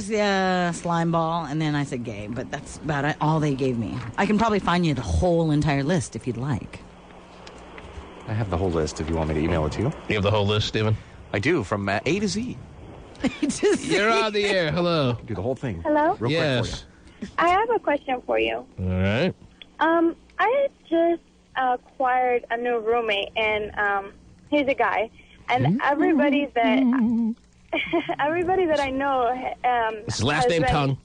Oh, dear. Go ahead. Go ahead. Oh, what his nickname is. Everybody that I know, like all my friends and coworkers and everybody, has been telling me that it's impossible to have a male roommate and not mess around with him or like have something start happening. And I just wondered. And not what with him? Your phone kind of cut out. Not mess around with him. Not like mess around with him. Mess around was the term. I just wanted to know the term that you chose. You can't have a male roommate and not mess around with him. Is the thoughts of the people you work with, you said? With the people I work with, my friends, everybody that I know. Yes. How old are you? I'm going to be 23 on Sunday. How old is he? 26. 67. What? He's what? 26. 26. Did you know this guy before you moved in together, or is it just strictly something you put up on the bulletin board? You're sharing costs. How does it play out as far as your relationship to this guy? I actually met him on spring break, and he actually moved up here to be my roommate. Mm-hmm. So he was living where when you met him on spring break? Texas. He was living in Texas. You talked to him wherever you did your spring break thing. Where was that? South Padre Island. All right. And he was so anxious to find somebody finally to share costs with that he was willing to pack up everything he knew and loved in Texas and move up here to you. He was actually moving out of Texas anyway, and he wasn't sure if he was going to go to California or somewhere else. And you certainly made that decision an easy one. He didn't know anybody there, so I was like, why don't you just move up here? So he was like, okay. Well, he barely knew you. But yeah, he doesn't know me No, we don't really know each other. Well, now we do, I guess. So now you're living together, and it's strictly platonic, and you are strictly a roommate-to-roommate type situation, and you resent the fact that people conclude that you and him are going to be messing around because you won't be able to help yourselves. Yeah, and I just wondered, if you think they're right or not. Well, I mean, I think it's going to be tough. I got to be honest.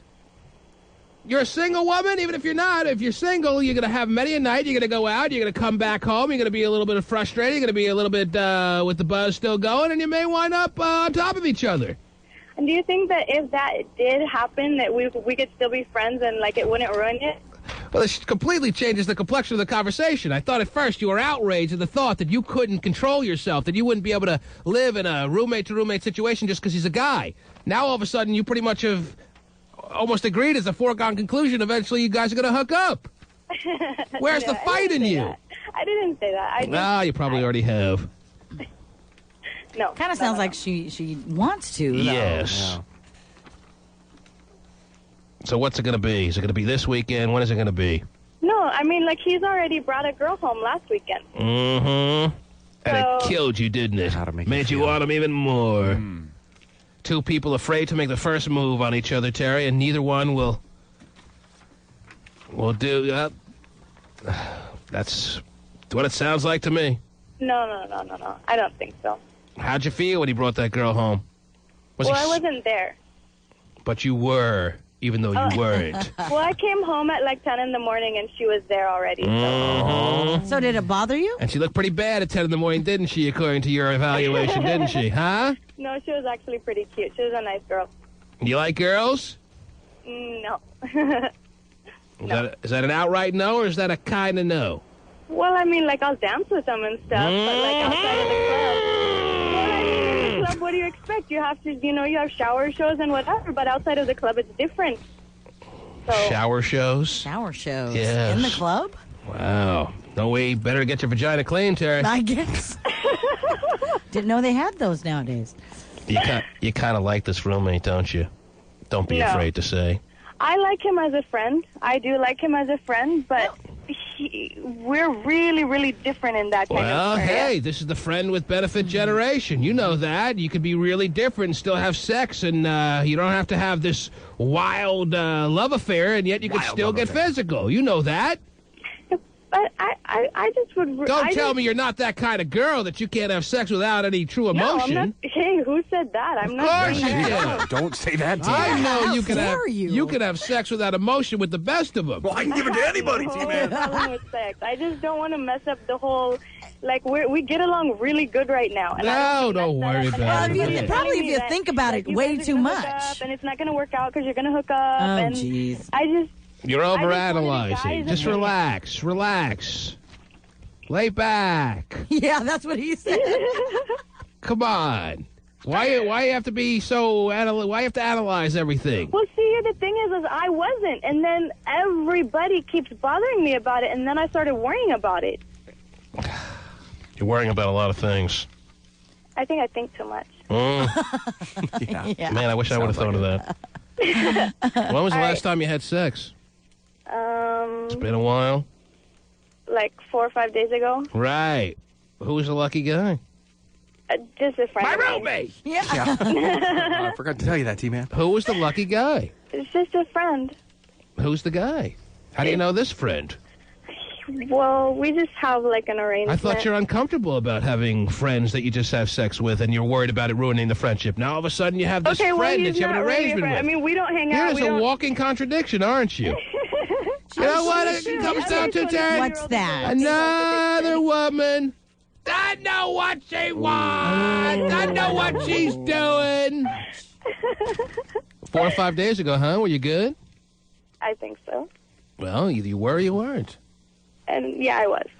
I mean, I've never walked out of a sexual situation where I was like, I don't know if I was good or not. Right. No, it's usually I was really terrible. Sometimes I got lucky tonight. I was pretty good. So you were good.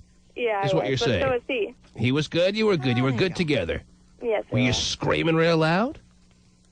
Well, it was more like a moaning thing. You were moaning. In your little Latino way. I'm not Latina. What are you? I'd rather not say. Why? All of a sudden the whole world's going to know who you are? Oh, I know that Chinese girl. Right. What are you? I'd rather not say. I was born in America. So I'm American. Are you not proud of your heritage? You got an accent. I'm Middle Eastern. Oh, all right. My little Iranian girl here. Oh. Right? Maybe. You're from Iran, right? Yes, I am. Mm-hmm. Iran #1. Should have known. Wow. USA, Khatu. So you were moaning. Where'd you have sex with this guy 4 or 5 days ago? Where'd you do it? At his place. His place? He lives alone? Yeah, he lives alone. Mm-hmm. How old is he? He's 35. 35. You're 23? Wow. Yeah, I'm almost 23. And how'd you and him come together, being 12 years apart? He's my boss. We met at a club, and How long ago did you meet at a club? Like a year ago. What club? Medusa. For 34-year-olds at Medusa? I guess so. I guess that explains why I never go. 23-year-olds hooking up with him. Well, maybe I'll start going. Sounds like I'm changing my weekend plans, yeah, Terry. I guess so. You look good at Medusa when you go? Oh, you know I do. Yeah, T-Man. Yeah, I do. Apparently I do. Dang it. What do you wear when you go out? It depends. Like, I mean, You wear undergarments? Ugh. Yeah, if we're going out to a dress, like if we're going out to like Medusa or Element, then I'll wear like, you know, dress up a little skirt or a dress. If we're going to like... Little skirt. Yes. If we're going to go to like Contour or something like that, I'll wear jeans and like a cute top or something. And you're not overweight. No Iranian girls are, right? I've been there before. You've seen me. But seen you where? You've been here? Yeah. Where? When have you been here? It's been a while ago. Really? Uh-huh. Were you wearing a little skirt then? I would remember. No, I think I was on my way to work. So I think I was in business clothes. Wow. Giving you the business clothes. What'd you come down for? I don't remember. Good answer. I don't remember. Where are you going this weekend? In your little skirt. This weekend we're going to go see the new club that opened, Trinity. Oh, me too. Yeah. Yeah, I'll see you there. Jeez, right. that's a cool. What's the club called again? And where is it? Yeah. Trinity? Trinity. Yeah. All right. That's going to be hopping. Okay, well, have a good weekend, guys. No, you too. Huh? Yeah, right. Bye. Trinity. Okay. Wow. Now, what you call about again, Terry? She called because she had roommate problems. Right. Yeah. She moved a guy in without knowing it. Yeah, and... David, anything on the band list that stands out to you? Oh, there's quite a few words, yes. Like little skirt. Little skirt. Well, they kind of, they put like strip club as two words, strip club, and then strip club together. You can't use either. So Can't that's use why either there's one. so many. Cover all the bases. You could not have an NFL jersey with any kind of reference to strip club or strip club. And then sperm herder. Sperm herder. Which I don't really know what that is. Well, these are probably all requests that people made for their jerseys that they then had to put on the band list. Oh, my God. Sperm herder. Butt pirate. Well, I was very disappointed when they... I told you no. They told me no on that one. Butt pirate, yes. I was trying to buy a gay phone operator a gift. Can you leave me alone? All right, well, Ass Clown it is, then. It's our second choice. I think Ass Clown is on there. Ass Clown is on there. Okay. Along with Ass Bagger. Ass Cowboy. Ass what? Bagger. Bagger or beggar? Probably both. Steven says the words the same way. He doesn't have any... Bagger. Bagger with an A? Bagger with an A. Mm-hmm. Ass Monkey. What about ass beggar with an E? No, you can use that. Wow! Beggar. Hurry, everybody, run out. Well, now I'm all decked out for the fall. Beggar of ass. Anything else, Steven? Come on, let me have it, please. Well, pick out some good ones. And when we come back from a break, you'll give us your favorites. What's a crotch jockey? Oh, jeez. The T-Man. Number one in the afternoon with power. Eric Powers. To the people. Q93. It's Friday, and I'll tell you what, your chance to win big cash could be on our show. 3 to 7, Powers to the people with a big spring cha-ching. Also, we're taking the show live to the hardwood with the Seattle Supersonics. This is it. This is the big game. And we're going to be doing a little dodgeball live on the hardwood on the court halftime at Q93. My people say Powers. Come with it, man. Eric Powers, today from 3 to 7. Eric Powers is the best. Powers to the people. How we do it. Q93. Pregnant women can now get divorced in our state. Oh. Governor Gregoire signed that bill today. The bill stems from the case of a Spokane woman who is trying to get divorced because she said her husband abused her. Right. The new law takes effect July 23rd. Oh, good. She should be beaten by a pope till then. Wow. Why shouldn't it go into effect immediately? This woman needs help. I know. Did you know that until this day, until yesterday when it was signed, that pregnant women couldn't get divorced in this state? Does that make any sense? How would Terry know? She's never been married and pregnant at the same time. Yes. I'm asking the right person. Right. Yes. Interesting. Terry would like there to be a law if you get me pregnant, you have to marry me. Just didn't work out that way. What a shame. Yeah. Actually, for the better. Is that right? Yep. Well, looking back now on your travels, you see it that way? Sure. That's terrific. Mm-hmm. Yes. You're on the air. Good morning. Hey, how you doing there, T? Good. How are you? Hey, all right. I need your help. I haven't been on a date in about 5 years. Who's this? You can call me Kevin. Hi, Kevin. Yeah, I asked this girl out here where I work at. Yes. What do you do? Give me a general idea. I wouldn't want to embarrass you and have you tell us exactly where you work, but just give me an idea of your line of employment. Beverage industry. Beverage industry.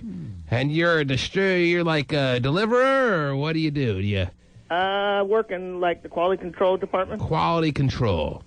So if my beverage is not of high quality, I can look towards you and ask what the hell's going on. Only pull out the best beverage, you know. Right. How's this Pepsi? A little more carbonation, sir. Mm-hmm. Yeah. We would have nailed it. He could take the sip of any beverage and know exactly what's wrong with it, Terry. Good. Not He's a quality. very impressive man. I can't believe he hasn't gone out in 5 years.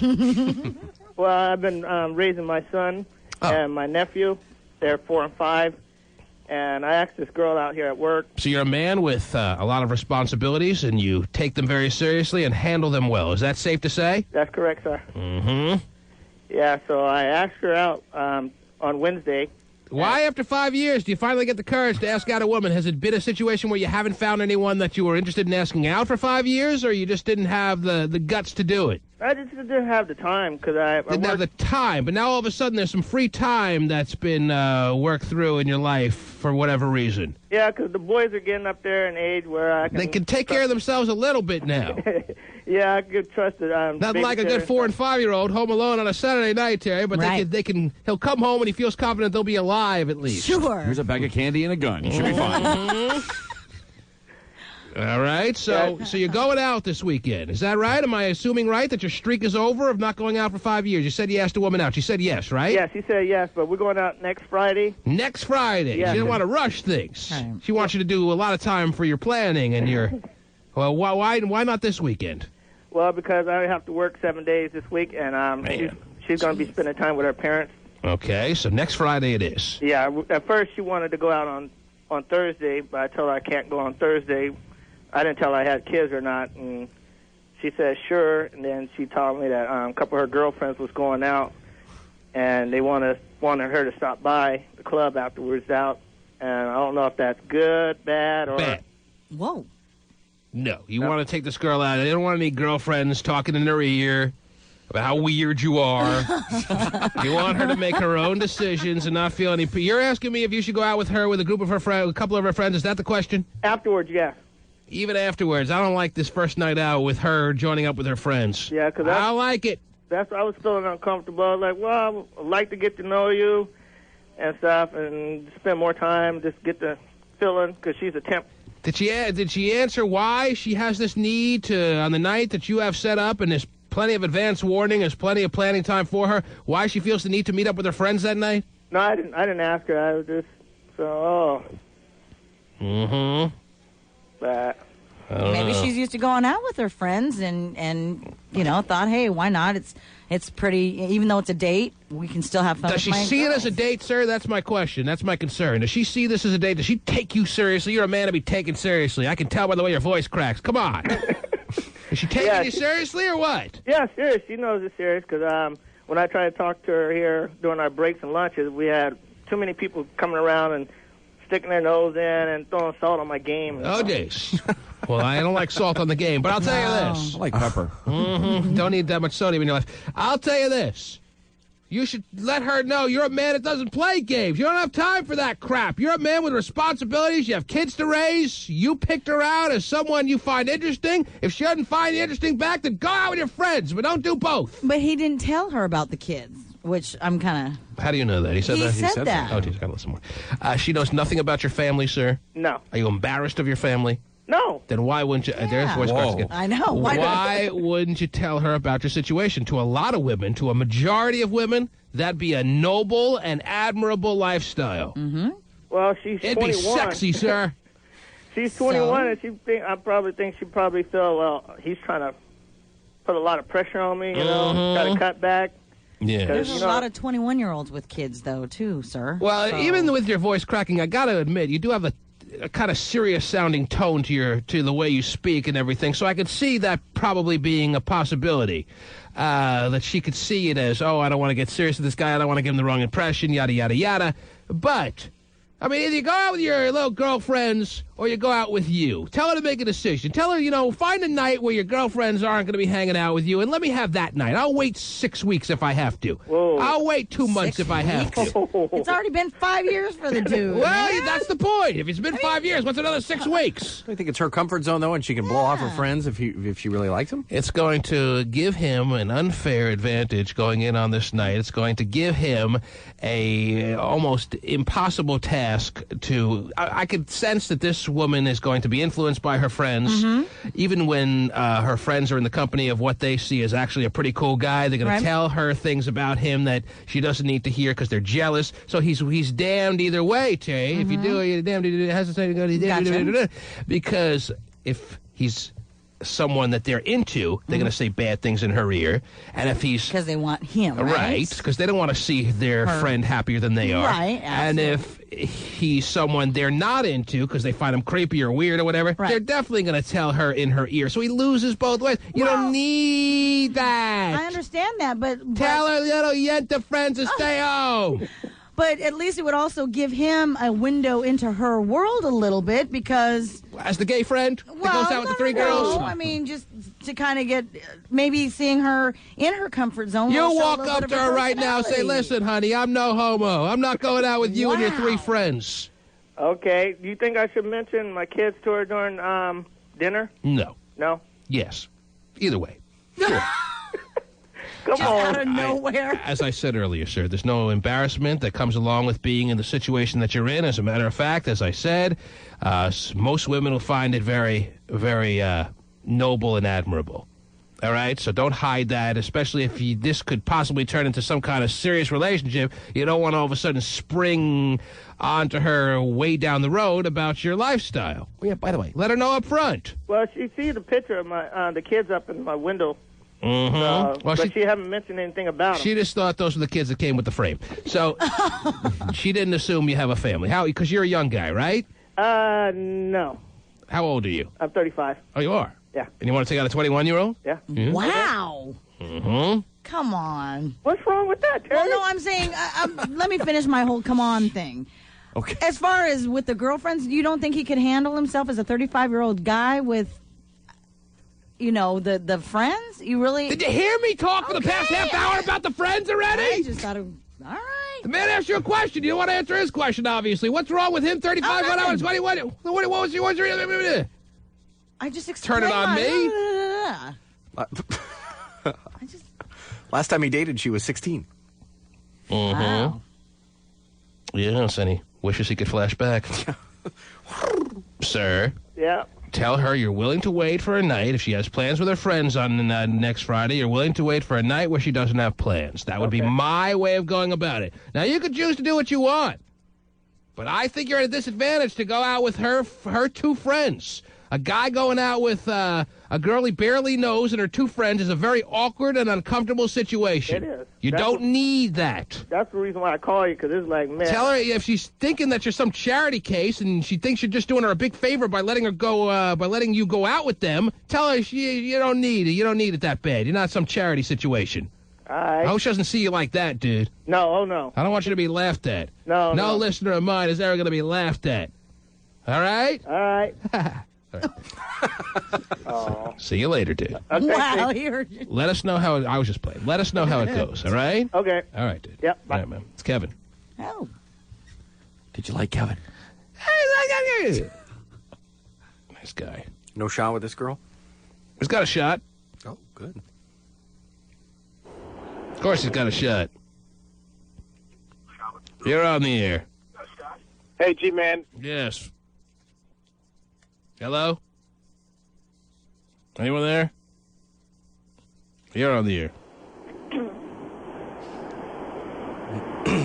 You're on the air.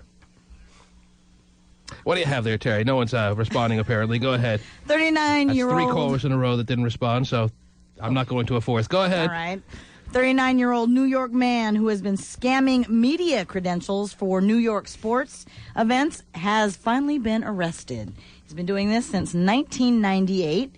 And these press passes have gotten him to attend every single home game for free, including the Yankees World Series games. But he has to go by himself and he can't cheer. Who needs that? Well, you can just stand somewhere in the stands. You don't have to. I mean, geez. But he's presented himself. He got Yankee credentials, Mets credentials. He's presented himself as a member of the media for a good 6-7 years now. Yes. How many years did he say? 7, since 1998. 7 years. Mm-hmm. He's got into all those events for free. Yes. And they never questioned pretty much what he does for a living. Mm-hmm. Never seen an article. Never seen him on TV. Okay.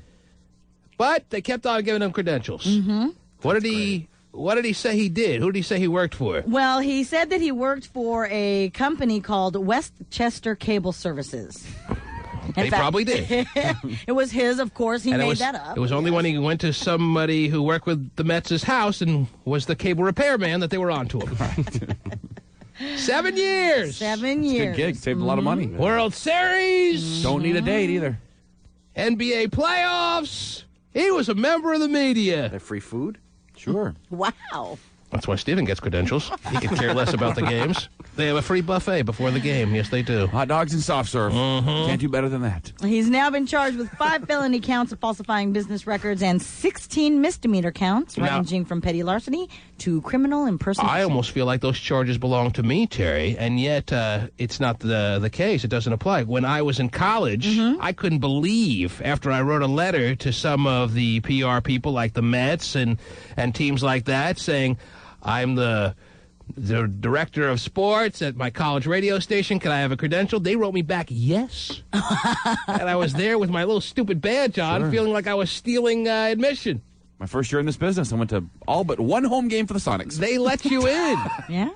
They let you in without really even having a real job. No, they don't care. All right, popcorn's that way, posters are that way. The radio station at my college had your hairdryer has more watts in it than that radio station. Wow, really? And they still gave you credentials. I just wrote them a letter saying, "Hey, I'm the sports director. Can I get in free? Can I have a credential?" I couldn't believe it. Hey, credentials are pretty cool. So I basically should turn myself in too, is what I'm saying. Because for some reason they found me worthy. I guess.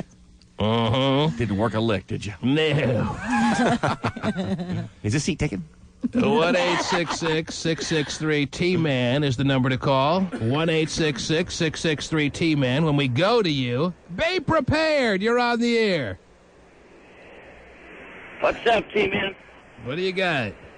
Because I want to take a lot of calls today. This guy sounds like he's in a lot of pain. He's practicing opera for later on tonight. I want to take a lot of calls today, as I've indicated now numerous times. It is, in fact, a Fractious Friday.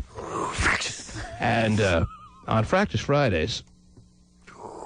Fractious! Spits that was not good. That was awful. The phone lines need to be taken pretty much the whole way through. Go ahead, sir. Yeah, the guy calls, 35 years old, ain't had a date in 5 years. The guy's got to take out a 21-year-old.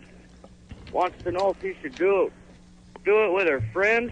The guy's hopeless anyways. Yes, sir. What's the real purpose of your call? Go ahead. Oh, I just wanted to say he's a beverage-sipping dork. Can't get a date. Jeez. And you're certainly one that can immediately spot a beverage-sipping dork. Is that right? Absolutely. Also one that can get plenty of dates, I'm sure. Oh, huh? Hotshot just never had a question about you being able to hook up whenever you feel the urge. I mean, that's obviously implied here, right, sir? That unlike the beverage-sipping dork, when you want a woman and you want to take her out, she is just absolutely falling at your feet. Absolutely. And if she wants to bring her friends, I'm more than willing. I can handle her friends, too. Wow. Sounds like it. All right, ma'am. Yeah. Well done. Thank you, T-Man. It's a great life. Awesome. Great life you've carved out for yourself, my friend. Thank you, sir. I learned from the best. Right. There you go. All right, there he is. Thank you for going on this date with me. I like your friends, too. Is that Ariel? You're on the air. Hello. Hello. You. Yeah. All right, you know what? Let me clear all these phone lines. Okay. Start from scratch. It's a Fractious Friday. Ooh, fractious. Put the jackasses at the end of the line. Start And over. anything you feel like talking about is fine with me. The only thing I ask for is for you to talk. Guess that would make sense. Is that asking the world of people? Okay. The T-Man. You're on the air. The rest of the song pretty much goes that way. Yes, you're on the air. Hi. Hello. Yes, hi. Hi, I'm calling about the 35-year-old guy and the 21-year-old girl. Yes, I guess people are fascinated with this guy. Yes, what about him? Oh, yeah, I was just going to say that when me and my friends do that, when we, like, show up, 4 of us, for a date or something, it's because we've had second thoughts and we're looking for an out. Mm-hmm. So, like, okay, why did I say yes to this 35-year-old guy? Ew. And so we bring a bunch of our friends. And I don't want that. I don't want that feeling to be in the wake of a caller of ours, Terry. I don't want him to have to be that guy. Sure. I don't want him also. It also could be another scenario where she thinks she's doing him a favor by letting him go out with her and her friends. Right. All right? Okay. Or she just brings all her friends so the evening's not a total wash, you know? Mm-hmm. I've done that before, and, you know, I felt bad for the guy, but... I'm sure you have, because you're so cool. Hey, shut up. So you think it's to go out with a guy in his 30s? Oh, yeah, it's disgusting. Well, no, it's not disgusting, but maybe you just had second thoughts later or something. You're like, wow, why did I say yes? I hardly know this guy. Tell us the benefits that you're aware of going out with a guy who's like 34, let's say.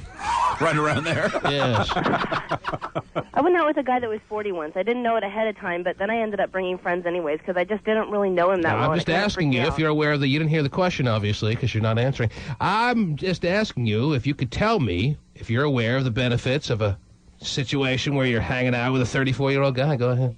Oh, yeah. Yeah, there are some benefits there. What are they? That's my specific question. Well, let's see. For a 21-year-old girl, well, he probably has more money because he's more stable than your younger guy. Mm-hmm. Probably got his own house, that kind of thing. Right. So all the superficial, materialistic things are the only benefits you can think of. Right, and he's probably more mature than some 21-year-old guy. Mm-hmm. Do you think he's better sexually than a 21-year-old guy or no? Well, you'd hope so. Okay, so why don't you include that as a benefit? Well, she's all about the money. Well, then why? Ooh, I mean, everything you've said seems pretty good. Well, I figured if I said that, you'd just make fun of me some more. So sounds like a dreamboat to me, Terry, this guy, this 34-year-old guy. Yes. Because then if I say, oh, he's probably better sexually, you'd be like, oh, you're a dirty hoe or something like that. Well, we thought so anyway. Anyway, thank you so much for the call. We appreciate your okay, bye. Contributions this morning. 31-year-old guy lives in a house and chews tobacco and plays guitar in his boxers. Sounds like the boat. The boat of dreams, as I was describing. Okay, just checking. And that's called Watch Out. Speaking of the boat of dreams, we have Robert Geller outside wanting to talk about the opening of the racetrack, Terry. He called me a couple of weeks ago and asked if he can come down and publicize the fact that the racetrack is opening for its 10th season. Do you believe it? I know. 10 years. Seemed like yesterday that a brand new racetrack at Auburn was opening up. Yep. Well, going strong 10 years in is what they are. Sure. Wow. Mm-hmm. And we have Vinny the Pooh sitting here in the studio. I'm kind of curious as to whether this girl that he told us about him being involved with over the past couple of weeks is, before I get to Robert Geller, have you, and I know you're about to go to the front desk because it's about to turn 9 o'clock. Oh, look, it's past. You're still here. Uh-oh, he's going to be reprimanded. Officially in trouble. Are you late? Yes, I am. Okay. Yeah, if my paycheck's not in my box when I get up there, I'm calling Wendy. Now, have you had sex with this woman yet? No. Are you talking into the microphone or no? No. Yes. Okay. Now you someday choose. You want to be on the radio, don't you? Of course. Okay. Well, how long have you been in the studio now, watching us, hanging out with us, and all that other stuff? Since January. Okay. Do you think maybe you should have learned as to which end of the microphone to talk into? I'm just getting that down. Okay. Here's a bottle of water. Which end opens? I can't figure this out. That's why people can't hear him when he answers the phone at the front desk. Right. He's talking to the wrong end of the phone. And yet, so far, he's the best front desk worker we've ever had. You still haven't had sex with that girl. Huh. Why? Oh, I don't know. I mean, I don't know if we're taking it that way yet. I mean, we're just hanging out, so we're doing our thing. Does that work with your friends when you tell them that? You're just hanging out. You're just doing your thing. Yeah, they don't believe me, but it's the truth. How old are you, Vinny? You're 21. 21. How old is she? She's 19. Have you guys gone to your little STD testing date? Not yet. Because if the situation is that she's more into 34-year-old dreamboats, I mean, I know which end of the phone to talk into. Right. Let's hope not. All right. I just love the using the term dreamboat, Terry. I prefer heartthrob. If you can call me that, I prefer that, yeah. Are you going to have sex with her this weekend? Is that going to be the deal or what? This weekend? I don't know. I'm not sure. Oh, come on. I'm not sure. All right, dude. What are you going to do this weekend? Anything exciting? Should I see Amityville Horror this weekend? You should. You should. I should? Are you sure? Oh, Yes. Vinny Am I going to even like says this? No. You saw it, Vincent? I did. It's a good movie. Is it just one of those jump out at you when you're not prepared, scary kind of movies where they just try to give you a quick zap? Or Yes. is it a psychological thriller? No. Well, then I But don't it's want weird it. because it's true, I guess. Because I didn't like Allegedly. the Grudge kind of scares where they just It's like kind of that. sneak up on you and scare you. I don't need that. That's not scary. That's what it is. That's a... It's not Silence of the Lambs. There's no detective work I'm not here. asking for it to be Silence of the Lambs, but give me some kind of like scary plot. Oh, it's a haunted house, man. They get killed. See the It's a family. review Y'all in the get paper? slaughtered up. It's just a tricky camera angle, jump out at you, scare you kind of thing. A lot of that. I don't need that. There's a little girl that was shot in the head when she was a kid, in the house, and she comes back to haunt the place. In Pretty the cool. closet. Yeah. It's horrible. Yeah, it's pretty scary. So it has a little psychological twist to it, is what you're saying. yeah. Oh, jeez. There's a hot babysitter that smokes weed while she's watching the kids. I'm in!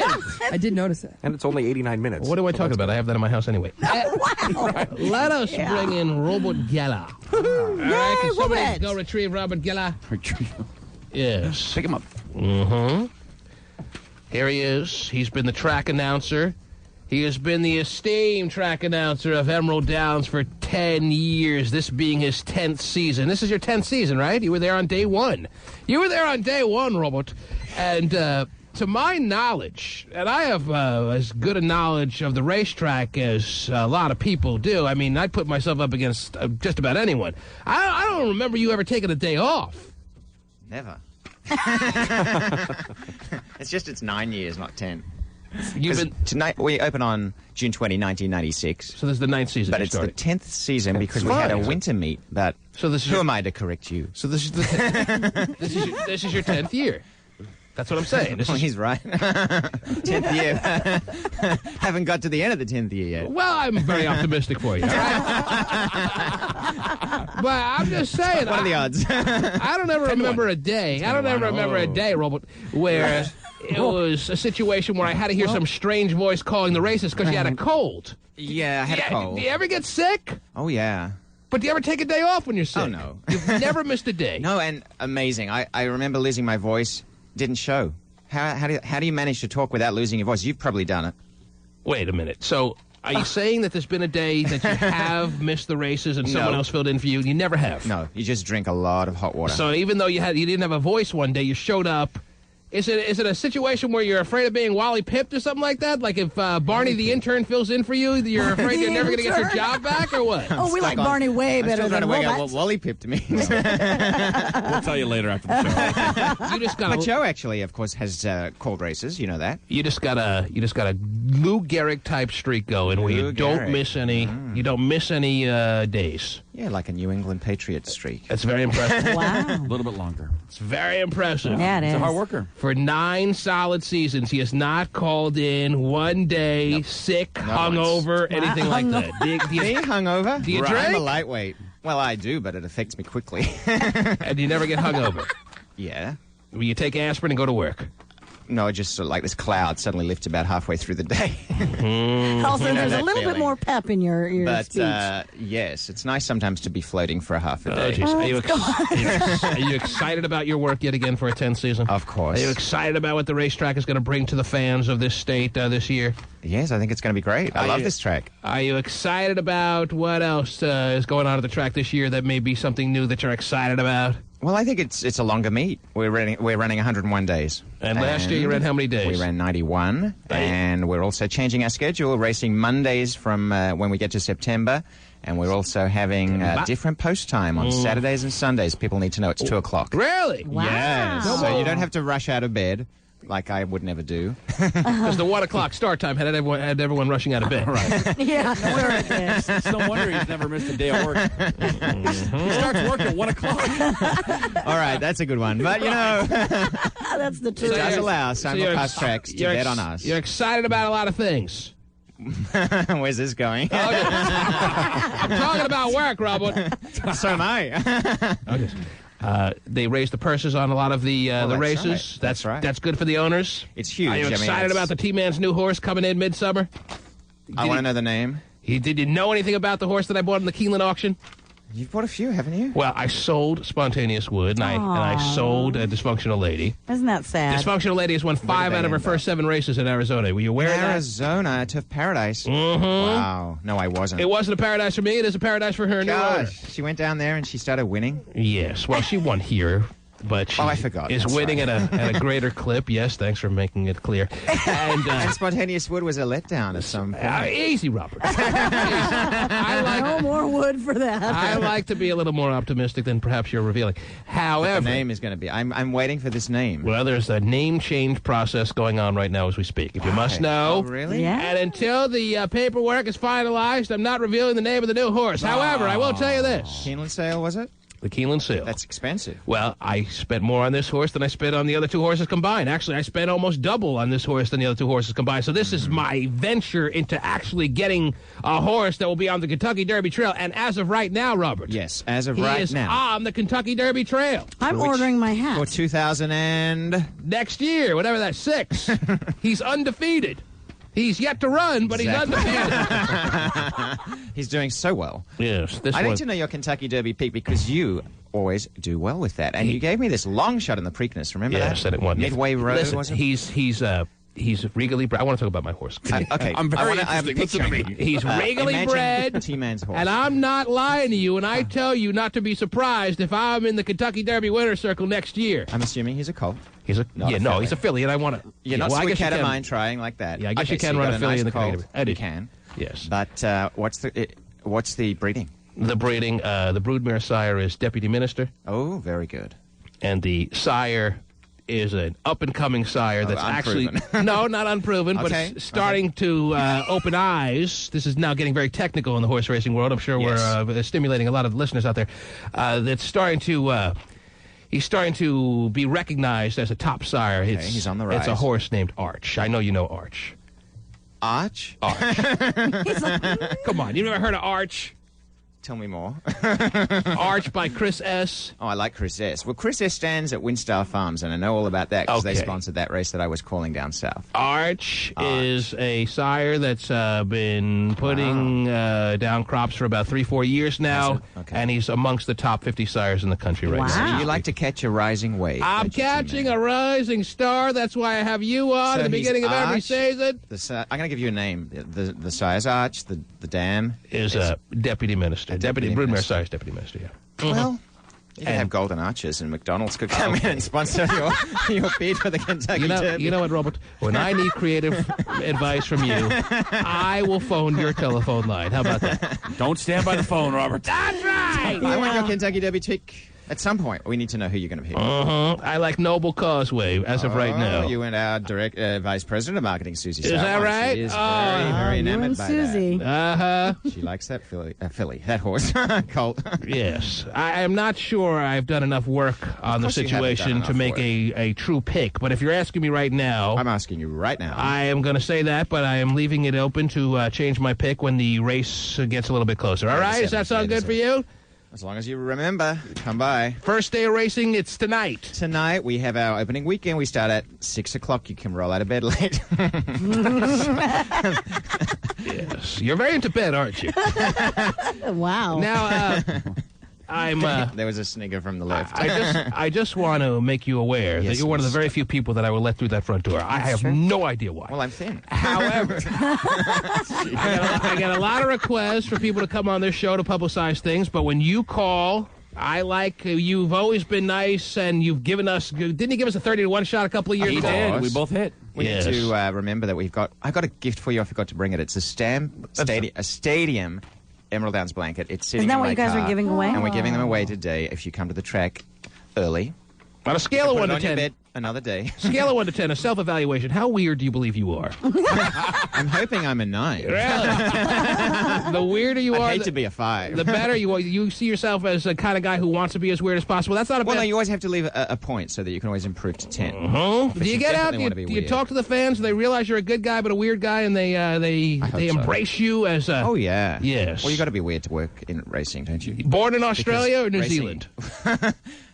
Well, I remember I once landed in New Zealand on a plane going to Hong Kong, but you know what? It was a very simple question. Australia. I just want to say Australia, but everyone confuses it with New Zealand because you want to know the difference between an Australian and a New Zealand accent. It was like a 2-word answer. I want to give it to you. Lipstick. Say lipstick. It was the answer you were looking for was Australia, T-Man. That's all you needed to say. Say lipstick in. Another way, it's New Zealand. Okay, so you were born in Australia. I was just going to prove that by my accent, but no, it's fine. But he I want to hear the lipstick thing. What's the lipstick? Are you drunk? No, you're trying to make me weird. I'll be weird. No, you're a fun guy. Oh, we got to go to Passover dinner. What? What do you have to give away tonight? What are you giving away? A stadium blanket, Emerald House Stadium blanket. It's green, beautiful, nice and cozy. Oh, jeez. You've tested it out, have you? I've been palpating it. It's in a plastic bag. It's a gift for you. I'm going to give it to you a bit later. If anyone opens the blanket tonight at the racetrack and determines it's not cozy, they can return it to you? Well, I couldn't imagine that happening. You're promising coziness right now on the air. You've guaranteed a cozy feel. He's rubbed his face on every single one. People will be coming to me for coziness. That's kind of promising. Okay. Ladies and gentlemen. Robert Geller. No, it's very, all right. What's the word? Plush. Yes, it feels very plush. That's a good word. Thank you. Wow. You're welcome. Will your lipstick rub off on it? Robert Geller is the track announcer for Emerald Downs. He is one of the best in the country as far as I'm concerned. We are lucky to have him here in this state. Yay! You are hard-pressed to find any race that he didn't call to perfection. So through the quirkiness that you may be determining he is exhibiting right now, what you have to acknowledge, if you've been out to the racetrack or if you haven't, that this man is as good as it gets in the horse racing calling world. He does great. That's the truth. You can't escape from his voice at the track, whether you're in the lavatory or getting something to eat. I know. You hear him everywhere. You are a prisoner to his voice. But fortunately, it's the voice that is as cozy as a blanket. A non-returnable cozy blanket. Racing starts tonight at what time? 6 p.m. I'll be there. Good. I don't know.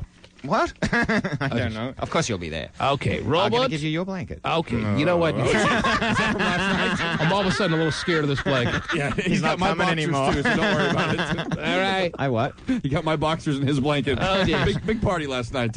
And this weekend, are there any other giveaways this weekend, or is that it? No, but there's the US Bank Stakes. Our featured stakes race is Sunday. Sunday. What time? Well, the stake 2 o'clock is the second last race, but we start our racing at 2 p.m. You know how many people are going to show up at 1 o'clock looking for racing? I know. They want to come and see our handicapping show. That'll start a little before the race. For 9 years, you've had racing on the weekend starting at 1 o'clock. You don't think the place is going to be packed with some people looking for live racing at 1 o'clock? Well, you better have you true, and that... they can always watch the simulcast. You and that Joe Whitey guy better run down the track at 1 o'clock. Let people bet on you. I got Joe. I hear Joe Whitey is outside trying to get in right now. He always is. Did he come down with you? We were meant to meet at 10 to 9, but I couldn't find him. Well, he's got plenty of time outside now to... He's got some nice gifts for us. Oh, is that right? Well, I hope I get one again. I'll give you mine. I'll give you that cozy blanket, and he's got some more for you. Should I feel bad that we didn't let him in? No. He's had plenty of time to be outside and groom the porn star mustache that he has. Is that how we describe it these days? Well, I mean, there's no other way to describe it. That's what he has. He's bristling in the breeze right now. Well, Robert... It's been our extreme pleasure to be joined by you at the beginning of what is going to be the greatest season in the history of Emerald Downs, or what? Exactly, it is. It's going to be a fantastic season. It's longer as far as... It's higher stakes. It's better quality stakes program. I think we're going to have an excellent season. Now, of course, I guess this wasn't very predictable, so I shouldn't say of course, but people are calling in with questions for you. Do you have time for questions or no? Of course I do. You want to take questions? Oh, I want to have a... Is it like $1 million? I can... Robert Geller corner. Robert has a Saggy VJ. Whoa! I didn't understand a word of that. All right, let's take it. Should I clear all the lines and you'll take horse racing questions or no? Oh, yeah. All right, let me clear some of these lines. You're on the air with Robert Geller. Hello. Robert. Hi, good morning. Yeah, so the race starts at 6. What time are the gates open? I mean, what time are the doors open up for people who want to get those free blankets or whatnot? Oh, well, you can basically go into the track right away because there's simulcast racing from the morning. We have simulcast tracks being beamed across. Yeah, but you won't start giving out. You won't start giving out cozy blankets in the morning. Well, what time do the cozy blanket boxes get That's what open? he wants. This man wants a cozy blanket. You've now guaranteed a lot of people out there very cozy blankets. I know you're on the hook.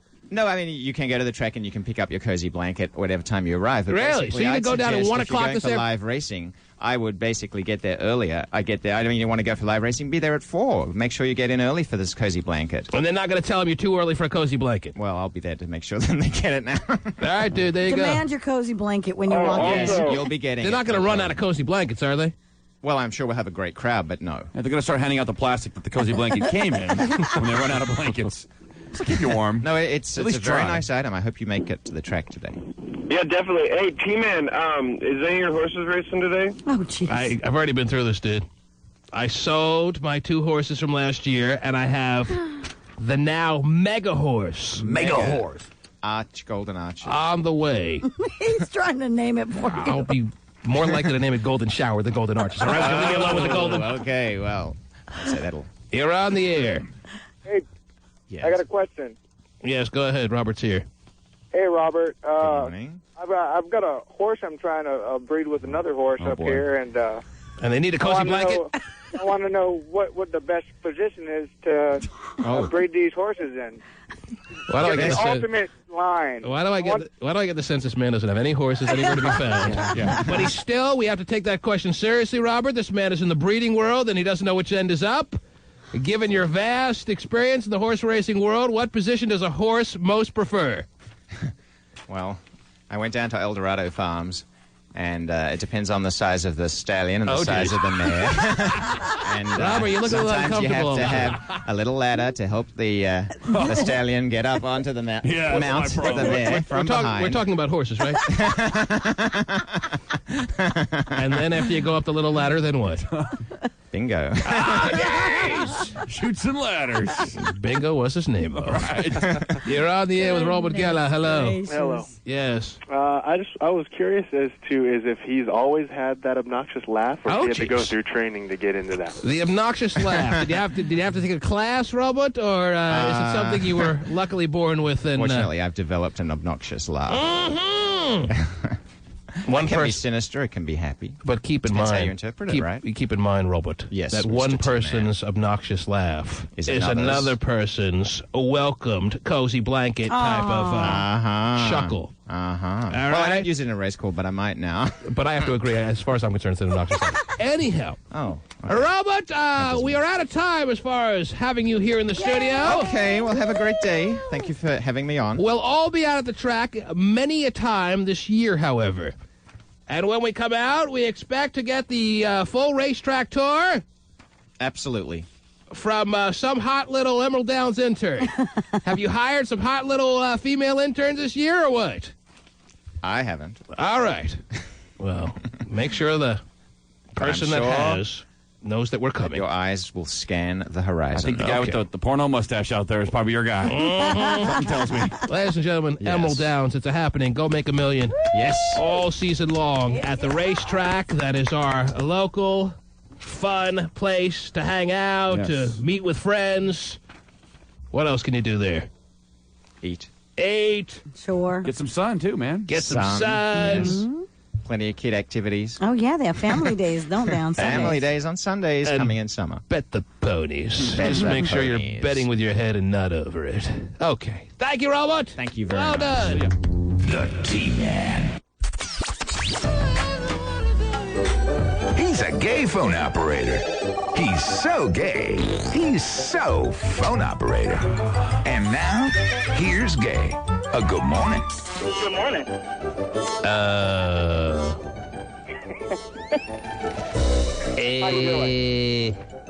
Aren't you supposed to be at work, Gay? Aren't you supposed to be unable to call us from work? What's the story?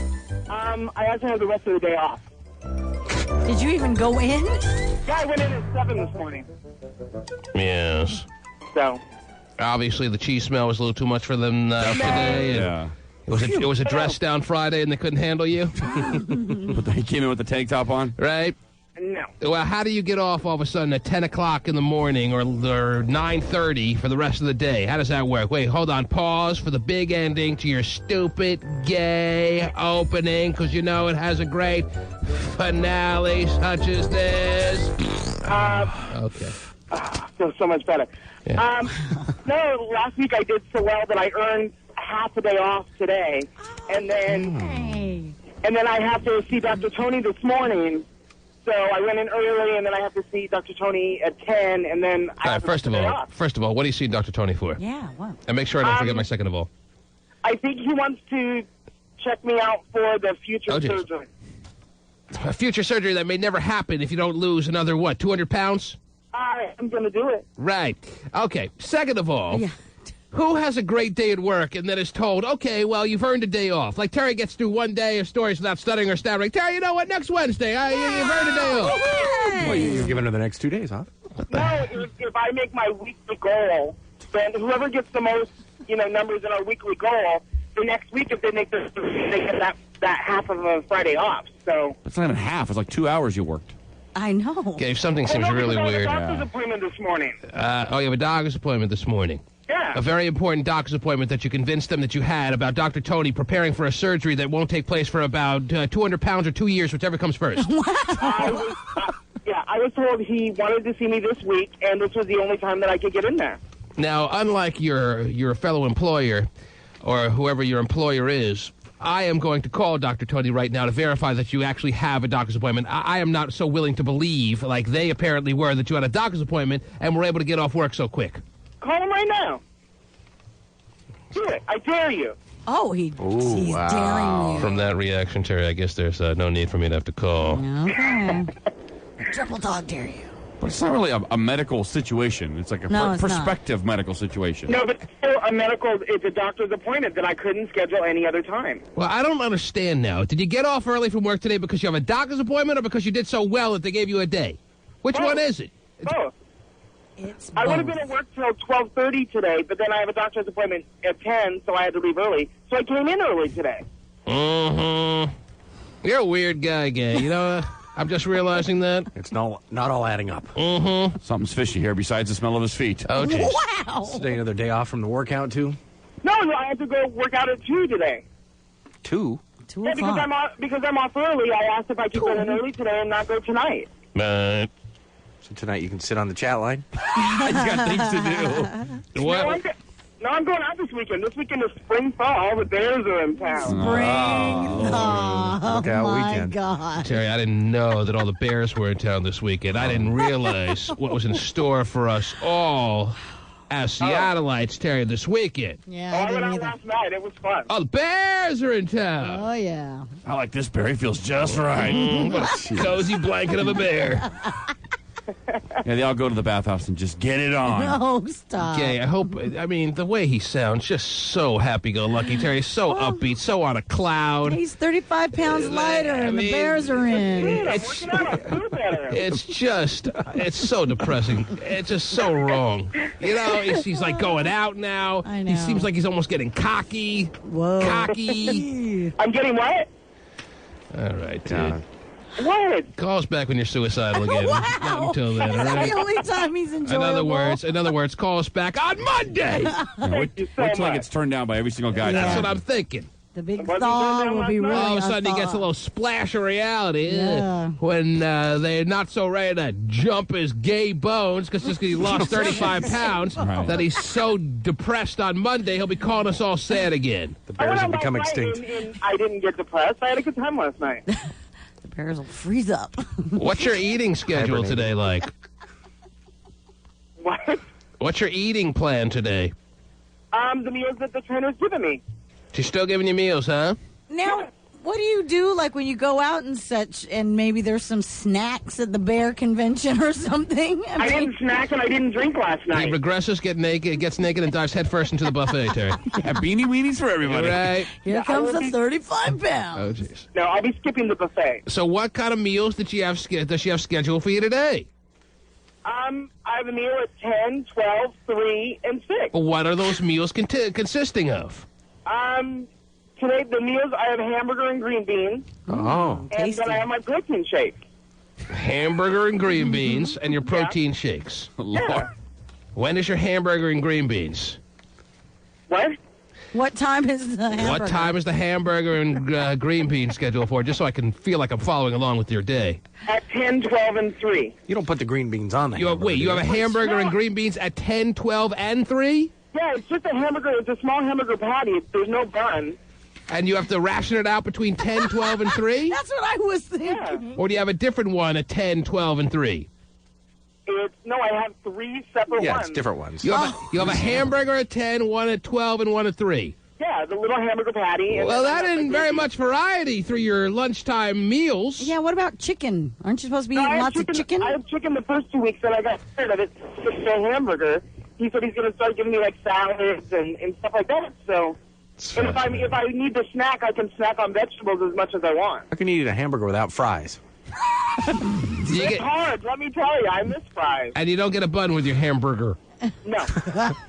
But you will tonight. Oh, man. Yeah, you may not want to eat beans before spring thaw. All right? Come here, big boy. Okay, we're going back in hibernation. Right. You want to stay away from beans. So you're going to some really queer little party this weekend? Is that the deal? Oh, well. Oh, no, it's like a convention. Oh, so it's not queer. Yeah, so yes, it's a queer party. It's a convention at the bathhouse, by the way. What's the deal this weekend? You're doing what?